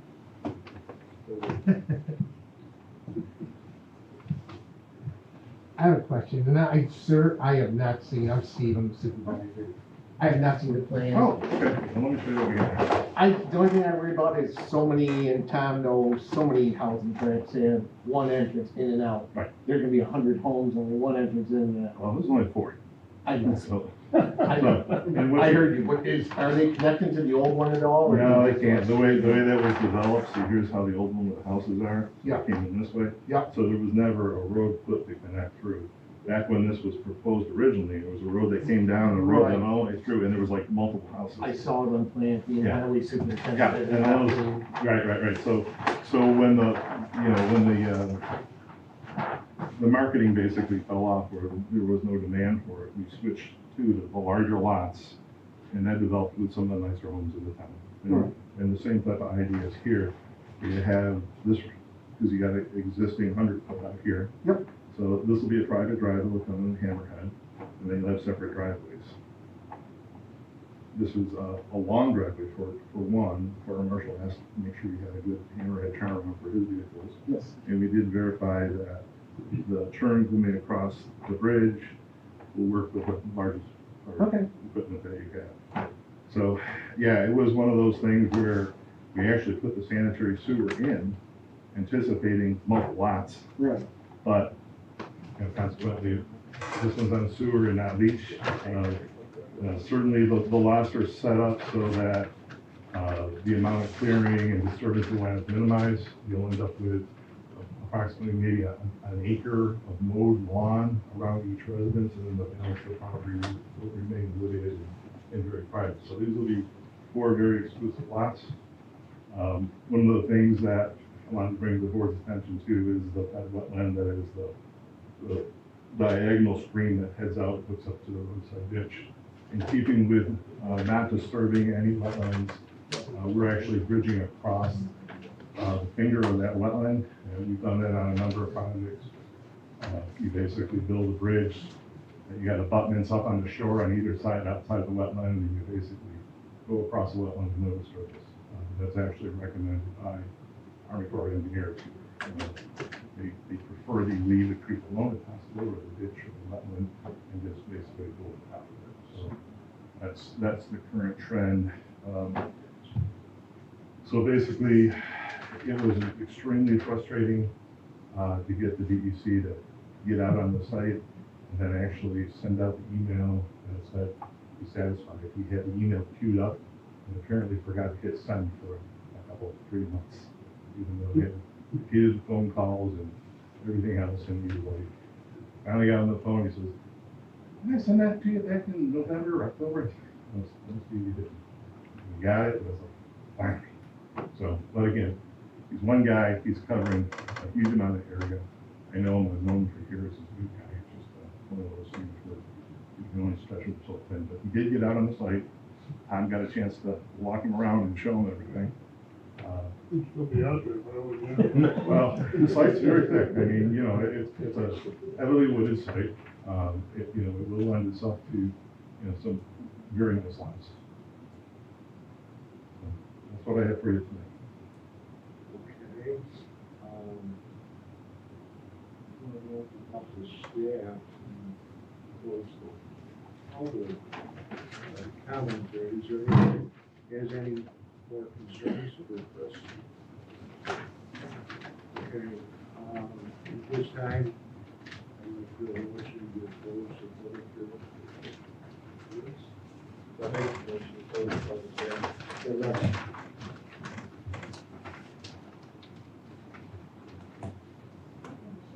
Caldwell. Yes. Steve Law. Yes. Dave Martin. Rich Snyder. Yes. Ken Smith. Yes. Nelson. Yes. And Rick Mann. Okay. Janine, JP, I put you close together if you're concerned about maybe some outlining of the conservation corridor and the federal wetland. You guys take it from here. Would you like me to jump in? Okay. So, the conversation Janine and I were having is the New York State just updated the wetland regulations. And naturally they become, more stringent rather than more, lenient. So there's a series of things there that Chris has gone through with the delineation. The town's description of your conservation overlay district has always referenced the town's, conservation overlay district map, basically the federal wetland map. And there's a very old maps, and the fed wetlands have also been updated. So your old map that's referenced in your zoning book is sort of obsolete. And it really deserves a change to, now federal wetlands are readily available on the internet when they weren't when that code was written. So I would just reference that your conservation overlay district is the delineations based on where Sandy Creek is and Yankee Creek, et cetera, the lake shore. And then the state wetlands and the federal wetlands are all readily mapped and available online. So it would be redundant for the town to have another overlay map specific when all this stuff is now readily available. It wasn't. In any event, so there are federal wetlands on the site. They're shown in the conservation overlay district. There will be conservation development permits associated with these that need to be These three considered. houses. Yes. You can see on the site plan, it impacts lot 3, 2, and 1 specifically. And we've gotten those before. I mean, basically in each instance, you have to show that the house and the grading and everything is in no way impacting the wetland. So is it something they just get on the agenda, how the houses are being proposed? Yeah, I mean, it's usually issued right when you issue your site plan approval and issue the conservation development. Yeah, that's standard. And then as the houses are laid out, you know, we'll go through the standard procedure where town will give me, here's the house I'm gonna actually build. And then we'll do a plot plan that we use to submit for the building department. And we'll actually note, you know, the approvals and the, you know, the wetland conservation. Right? So it's all brought in upfront, you know, as part of the process. Okay. With the concern that Janine had and the concerns that we've had for, which, you know, finally provoked a response from DEC, okay, it's good to have that in the record that this due diligence have been made, okay? That's why we hear these schools where they're trying to fly. I see Tommy's eyebrows going. It's all part of it. Okay. Keith? Two things. Unlisted for secret, and I would ask that you impose a condition of approval that it's subject to planning board attorney approval of the easements. All the easements and stuff, right? Correct. Nothing further.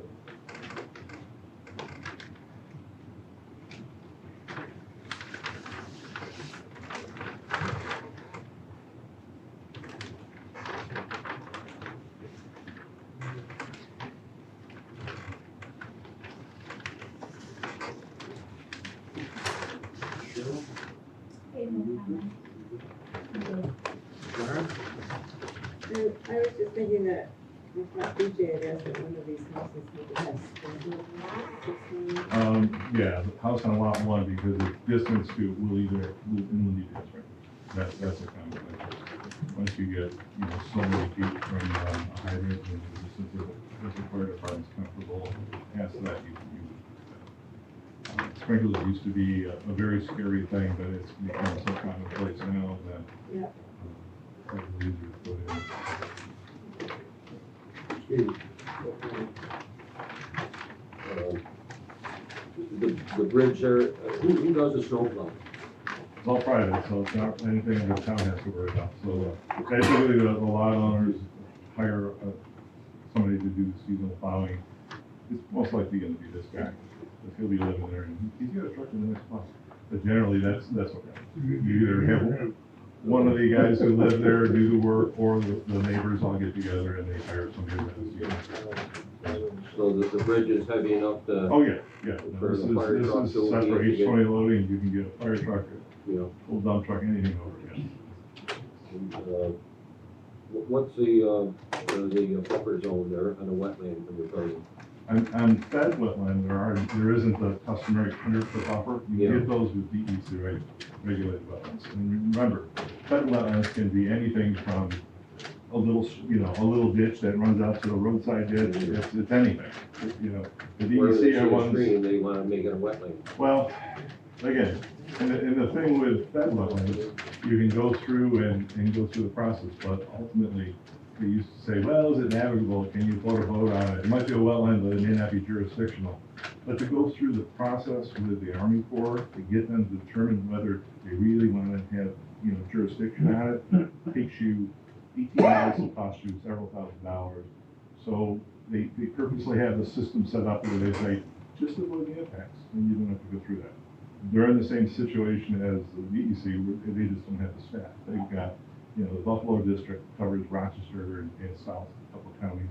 They don't have the people to do that. So you're more than welcome to make an application and ask them to go out, but, you just put your project on hold and pray, and ultimately, it's not with the reservation. So they set it up purposely to try to get you to avoid, they tell you right out when you got a project, avoid or minimize the disturbance, don't come to us for permit, because you'd have to justify why you couldn't just put a bridge over it. And that's it. So when you start building, do they come out and, say that you gotta be 100 feet away from No. that wetland? Nope, nope, because this is, the wetlands depicted in the area of the proposed houses are federally regulated wetlands. There's no 100-foot buffer associated with it. Well, there isn't an No, New York State DEC wetlands, they're the ones that the state regulate, and they are typically of the size of 12 acres or larger.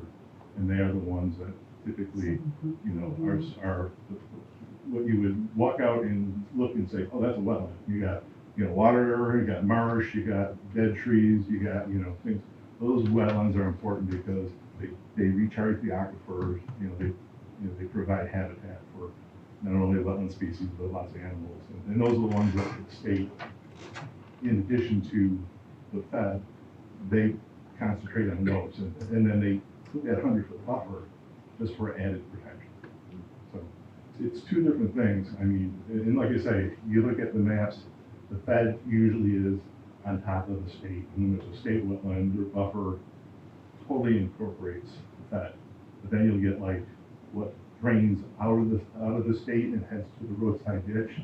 That's usually just the fed. It's like the roadside ditch. And in the past, there's been controversies where, you'll get a subdivision with a stormwater detention pond.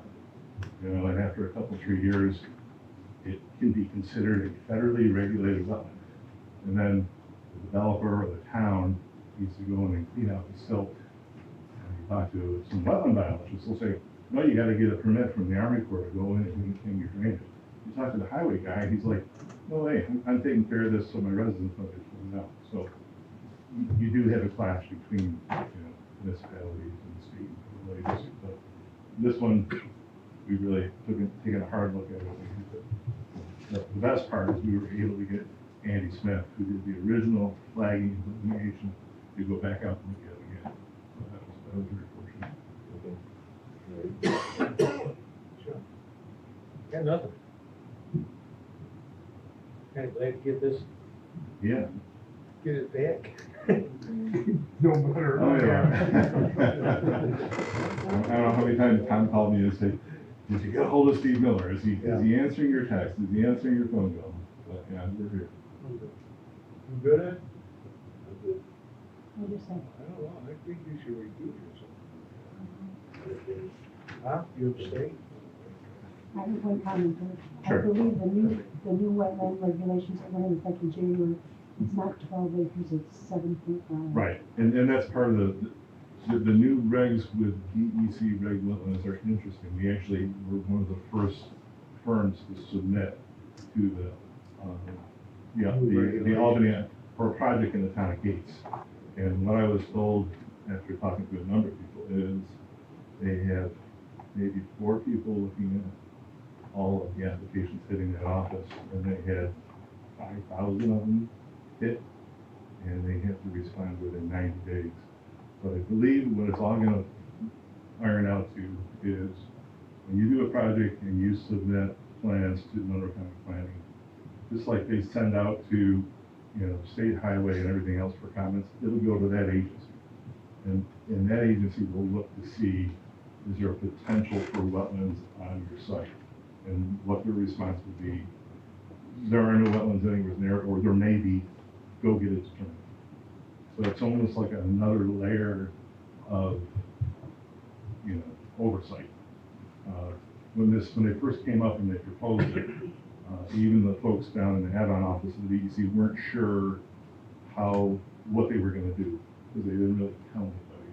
A lot of the wetland biologists who make a living going out and delineating these things, they were nervous they were gonna lose their job, that the delineations were gonna come from this Albany office, and they were just gonna use aerial photography and things like that to set it. But with this last go-around, this project in Gates, that's what it turned out to be. They just basically notify that office gets back a notification to the add-on office that says you may have wetlands. Hey, Chris? Yeah. You want us to approve this thing? God, yes. All right, I'm sorry. Were you guys out there today? I saw a bunch of people out there today. We really spent a lot of time. Yeah, they're out there. We know there's no little fee.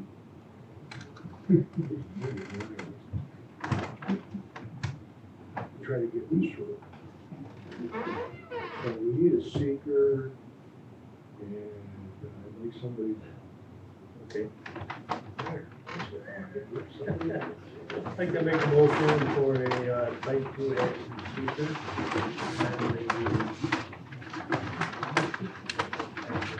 Thomas Manuel, Warren Thomas Manuel seeking.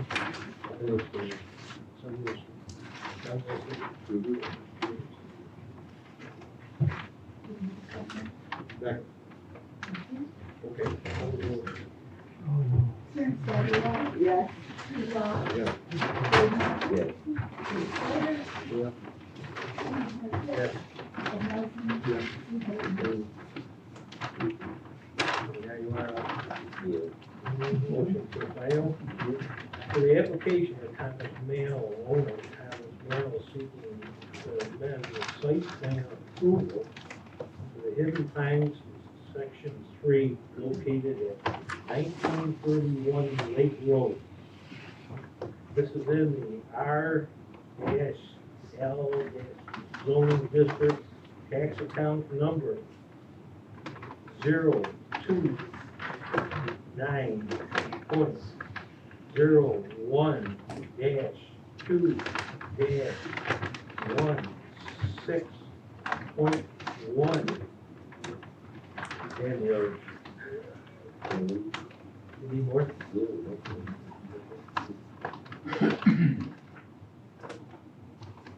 Conditions? Any additions? Easements. Attorney approval of easements, please. Two tax accounts on that property.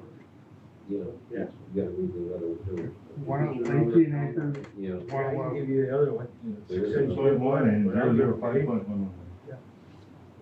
Carol, let me give you the second tax account. I would appreciate that. 020-1-0-1-005.111 Period. It's a period. Second. Who's second? Do I have another? Please. Okay, Sharon Steigerwald, Yes. Steve Law, Yes. Dave Martin. Yes. Schleider. Yep. James, that's Yes. it. Ed Nelson. Okay. Thank you. You're welcome. Thank you, Chris.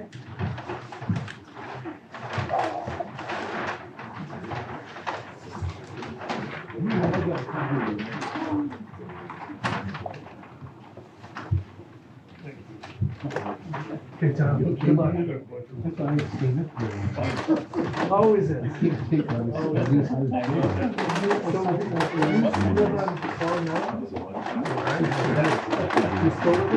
No, I sold that house to the owner. Oh, okay.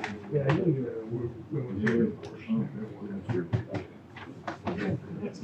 Okay, next item on the agenda is a commercial site plan application for Nuts Corners, 328 Lake Road, East Fork, for David Frieda. Did I pronounce that right? David Frieda, correct. David, come on up and, we'll talk about this, I guess. Sure. What do we have? Oh, yeah. It's your turn. Oh, okay, you too. You'll be on YouTube. You'll tell your grandkids. Yeah, they'll love it. So, you know, I've been in food service for a long time. Was in service. I ran the food service at the jail, juvenile correctional for 32 years. I left there last year. I had my own business, Rochester Restaurant Solutions, which is food safety training, sanitation, and consulting. I've been doing it for many years. I do schools, I do restaurants and colleges and whatever policy. And I gotta do something else. I gotta keep myself busy, otherwise it could kill me. So I was doing some food safety training with Pam. We talked a little bit about the whole restaurant thing. I live in Gates, grew up in Gates. I looked around Gates, however, rent was a little more pricey than she had proposed to me, and I said, let's make it go. The reason we wanted you, it's called Nuts Corners. We wanted to keep the name Nuts Corners. However, working at the jail for 32 years, keeping the music theme, I said, I gotta do a BBA, Jailhouse Rock Bar and Grill at Nuts Corners, keeping the music theme. That was the only reason why I said. And that's it. So, looking to make a go of it with my kids. I have my two boys that'll be wanting to work with me. My daughter, my daughter-in-law, my other daughter-in-law. My wife will come in and host throughout the week. I don't plan on being open 8 hours. This isn't one of those, hey, let's stay open till 2 a.m. That's not me. I'm a bit of a person, 4 to 9, Wednesday, Thursday, maybe a 4 to 10 on a Friday, 2 to 10 on a Saturday for a lunch and dinner, and maybe a 10 to 2 for a breakfast and lunch, Sunday sauce on a Sunday. I'm a family guy. I want families to be able to come there. I want their kids to be able to come there, enjoy it. I did apply for a full liquor license. I want people to come in and have a cocktail if they want, drink responsibly. I don't need the trouble. That's what I'm here for. What's the lead time now for liquor license? Well, they're saying 24 to 26 weeks. However, I worked with, crazy. I've been working with a lady that used to work with the liquor authority. She's retired, and she does consulting work. I just paid her to help me fill out all the paperwork and submit all that. I've also applied for a temporary my goal is the town has waived the 30-day waiting period for the liquor license for me. They're able to submit that, hopefully get the license on or before April 11th, I'm thinking is a good start date. It's a Friday fish fry, shrimp platters and whatever, and just open it up and do a Friday opening, grand opening. Soft opening, if I can get it done before then, and invite everybody here if you'd like to come, along with my father and a couple of my cousins or whoever, but that's about it.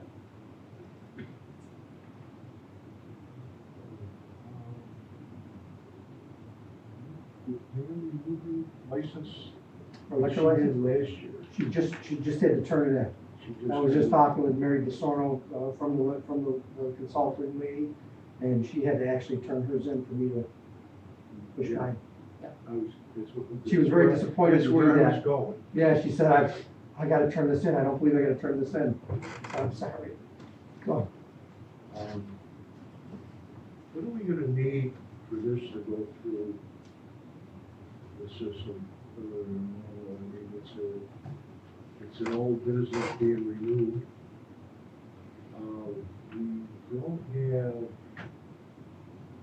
We have a plan of Nuts Corners. If Cheryl was able to dig that out. It does not show parking on it. Parking was a question initially, when Pam and Frank had it. Yes. And they bought that right across the street, the overflow. Yes. When they went to the, I call it the patio type dining. They closed it in for outdoor seating. You plan on continuing? I'd like to keep that if possible. Yeah. On nights in the summer, it's a preferred place sometimes. Sure. Are you planning on doing any parties? So, like parties, like what kind of parties? Not those type of. Right, that's not me. Birthday parties, graduation parties, those things. So what happened was, at first we were talking, we were gonna there's a I don't know you, I'm sure you've all been in there. Or at one point, when you walk in, there's the restaurant area and bar to the side. And to this side, there's an open area. At first, we were not gonna, we don't need it, this is what we wanna do. And then we were all talking, me and my kids and my wife, and gee, what if somebody wants to have I want to do a birthday party for 30 people, or hey, a church group wants to say, look, we want our church, Merit Church, and have a seat for 25 people or whatever. Sure, or however you want to do it. I am all about music. I love music. We have it set to say, hey, can we do some bands there? I'd love to see I don't want to shoot myself in the foot by saying this. I'd love to see like a Hamlin Bash and have some outdoor music, and if people are not loud, nothing crazy. I'm in a band, so that's good. I play guitar. I'd love to get with you. Yeah. So, but yeah. Soliciting, right? No soliciting. I'm sorry. Where do you play? All right, it's a sidebar. I'm sorry. Okay. We'll talk offline. It's not on the sheet of My music. apologies, I'm so sorry. But anyway, I am all about music, so, the whole music theme really turned me on to it, and not music Every night, but No. maybe a weekend or something. oh, sure, a Friday or a Saturday, late afternoon, 5 to 8 or 6 to 9 or whatever, I'm all about that. I want people, like I said, I want people to come in at a good time. I don't want, I gotta say this the right way. I guess what, I wanted you're gonna see a whole bunch of bobbleheads here. I don't like bobbleheads, but then again, we always like to see a decent restaurant. We missed, a lot of people here miss Nuts Corners, okay? And the atmosphere, okay? But we're missing some of the paperwork from when Pam and Frank came in with showing parking. Okay. Okay. Number of employees. I thought I showed that in the sketch, my apologies if I didn't. There was parking, It doesn't show how many Just- spaces. you know what, with all the snow, I don't know how many spaces, handicap parking, however many you need, I'll put it there. And this is gonna need a public hearing, Yes. So, so. we're parking on both sides, and they told me I could add the use of the additional parking across the Do street. you feel you're in a good position to talk to Pam and see if we can reconstitute the drawing or map they had that had the number of parking spaces When they were open, when they were open? what about, but yeah, but keeping the closed-in spot where they have their seating. Yeah, whatever it's figuring out doing, if it's that, it's not that dissimilar, you know, it's reasonably the same.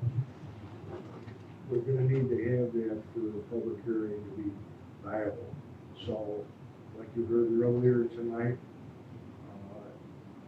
if the site plan, that's just a property plan right there. Keith, did you look at it? It's a survey map. It's a survey map. It's a place to start. We're gonna need to have something like that, showing the parking both on site and across the street. Because are you gonna own a property across the street too, or lease it? That's their property? It's their property. Okay, so now you've got parking, owned by two different people.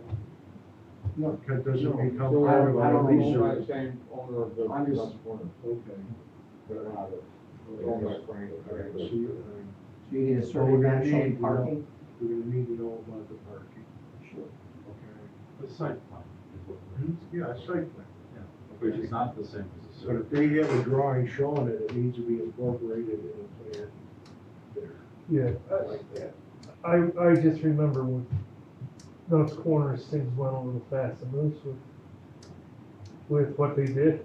You know, the outdoor parking was never on the site plan, and I don't think it was ever presented to the planning board. Well, I think there was a bunch of admonishments sitting in this room at the time when they first come in, and there was a flare of concern on the part of the applicant. Yes, there was. Okay. Some of us were on board for a long time. And, I don't know if went to the governing body of the town or what have you. But at the very least, we would need to know that there's sufficient parking. Okay? Parking where the handicap places are, site lighting, so you know the site safety. Drainage. Drainage, although I don't think they're gonna be making site changes to impact drainage changes, but, It's about as flat as you'll see. yeah, they're not, I don't think they're proposing any outdoor modifications, but we need to document what's there so it doesn't drift into something else, like we do with all our site plan. You know, making sure the ingress and egress meets fire marshal's requirements. In the tally, usually there's a tally based on number of occupancies, number of tables, or square footage that dictates the amount of parking spaces required. So just having that tally out. And then that dictates how many handicap spaces we need. Okay, who would be doing that based on the occupancy, you know what? It should be in your code on a parking, Well, yeah, requirement. what is it for this site? Yeah. We, Cheryl, look, we can't find. I believe you said 100. About 100? I believe you How said. many seats you have in there, what's employed, they dictate the number of spots. Yeah, it's often something like 1 per 4 customers or something. Which one? Because there was some. Oh, One one parking spot. space per 4. I don't see it, again, I was there today, but Double couples coming, that's where they. came. I didn't see any actual lines. Right. No, there never was. There never were lines. There was a couple of handicaps. that- Yeah, that's all. Yeah. But I can just make some, lines if you want me to make lines, I have no problem with that. We just need these things mapped out. The same thing on the alternate parking across the street, there was never any lines there. And just to get them an idea, you mentioned site lighting, will that have to be lit over there too? There never was. To some degree, it should have something. It should have, so. Yeah, for safety and. So that's just something that you'll have to think about. So you don't use that side. If you don't use it, then you wouldn't have to do it. Yeah, if you don't need it, but. There's a number of spots that are on the parking lot. Original, maybe there's an original plan showing parking, or a survey map showing parking. You A have site a- plan. A site plan, Which is different. which is where I get that, You will hire somebody to draft it. We have criteria, a manual that says what's supposed to be in it. But if I could find that out through your original plans, would that be sufficient? I mean, From what I've just heard, there is no site plan that covers all that. There's the instrument survey map, that's, I don't know, that was done '99, if I remember right. Yep. I mean, if you have a design professional or licensed land planner or something like that that you usually deal with, you figure out the number of seats, number of parking, property across the way would hold X amount of cars based on the number of seats, okay? How many cars per 4 people, whatever it is in our code. Mhm. And you think you could have something like that for next month? I'm hoping. We have, what's the date? You know, the date for application deadline, or doesn't matter. It's the day after the planning board meeting. Okay. I'll let you know, at the end of 12 minutes, the day after. Okay. All right, so we'll have some contact with Oh, everybody. yes. Okay.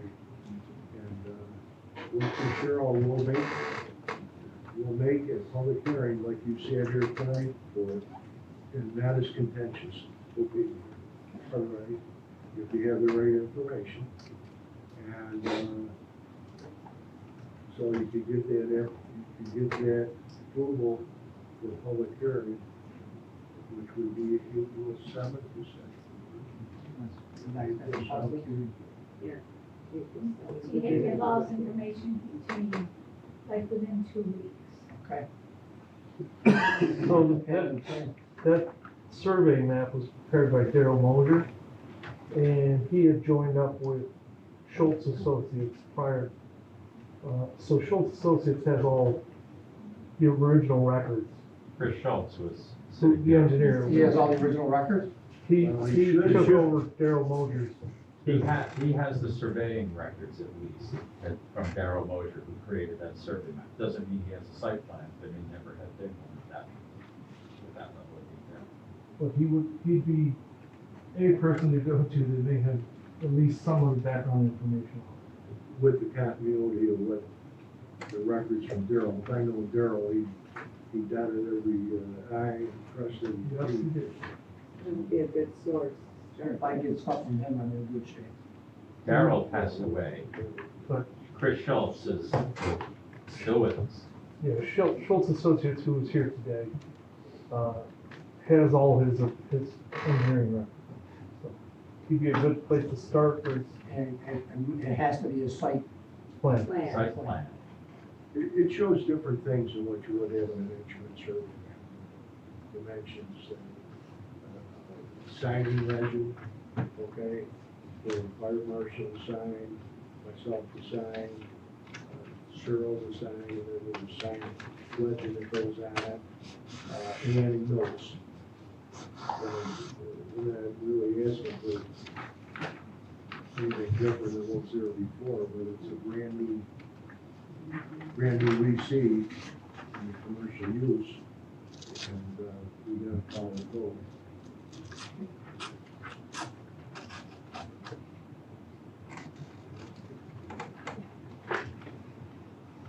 That being said,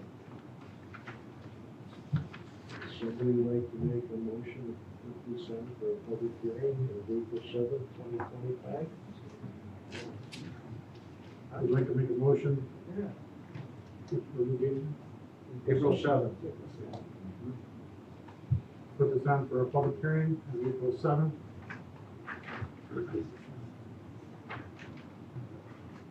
Do we need a second? Second. Everybody seconds. Ladies first. Okay, Sharon Steigerwald, Yes. Steve Law, Yes. Dave Martin, Yes. Chris Schreider, Yes. James Nesbitt, Yes. Ed Nelson. Yes. Steve Hickman. Okay. We look forward to this next month. Yes, we look forward to opening day. So do I. Okay. All right. Okay, David, because he was here, I'm going to give you the phone number of the gentleman that was here. I got it. Janine has it too. Thank you so much. You? Got you covered. Yeah, right. Thank you much. Cheryl, Yes, sir. we had one item less. It looks I'm like good. the gentleman is. You good? Okay. Take care. Thank you much. Looks like he's not present to represent his application. Table it to April. Yeah. Yeah, yeah. I can't get involved, I have to recuse myself Mhm. from this application. For a couple of reasons, some are shared with me, and I've shared with you.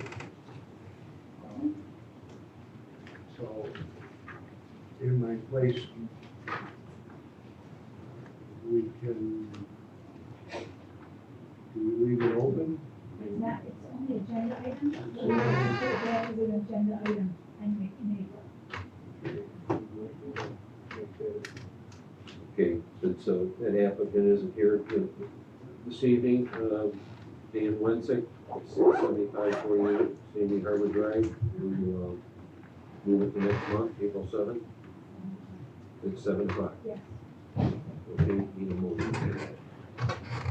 I make a motion to move Dan Renzick, at 7548 Sandy Harbor Drive to next month, April 7th. Sharon Steigerwald, Yes. Steve Law, Yeah. Dave Martin, Yes. Chris Schreider, Yes. James Nesbitt, Yes. Ed Nelson, Yes. Steve Hickman. Yes. Thank you. Okay, I don't think. Anything coming from town board? Nothing really new from town board. We did have the steering committee for the farmland plan. We met last week. We've got a rough draft. Guys are gonna, another week or two, have that looked over, and we're hoping to have a public informational meeting on it, hopefully at the end of March this month.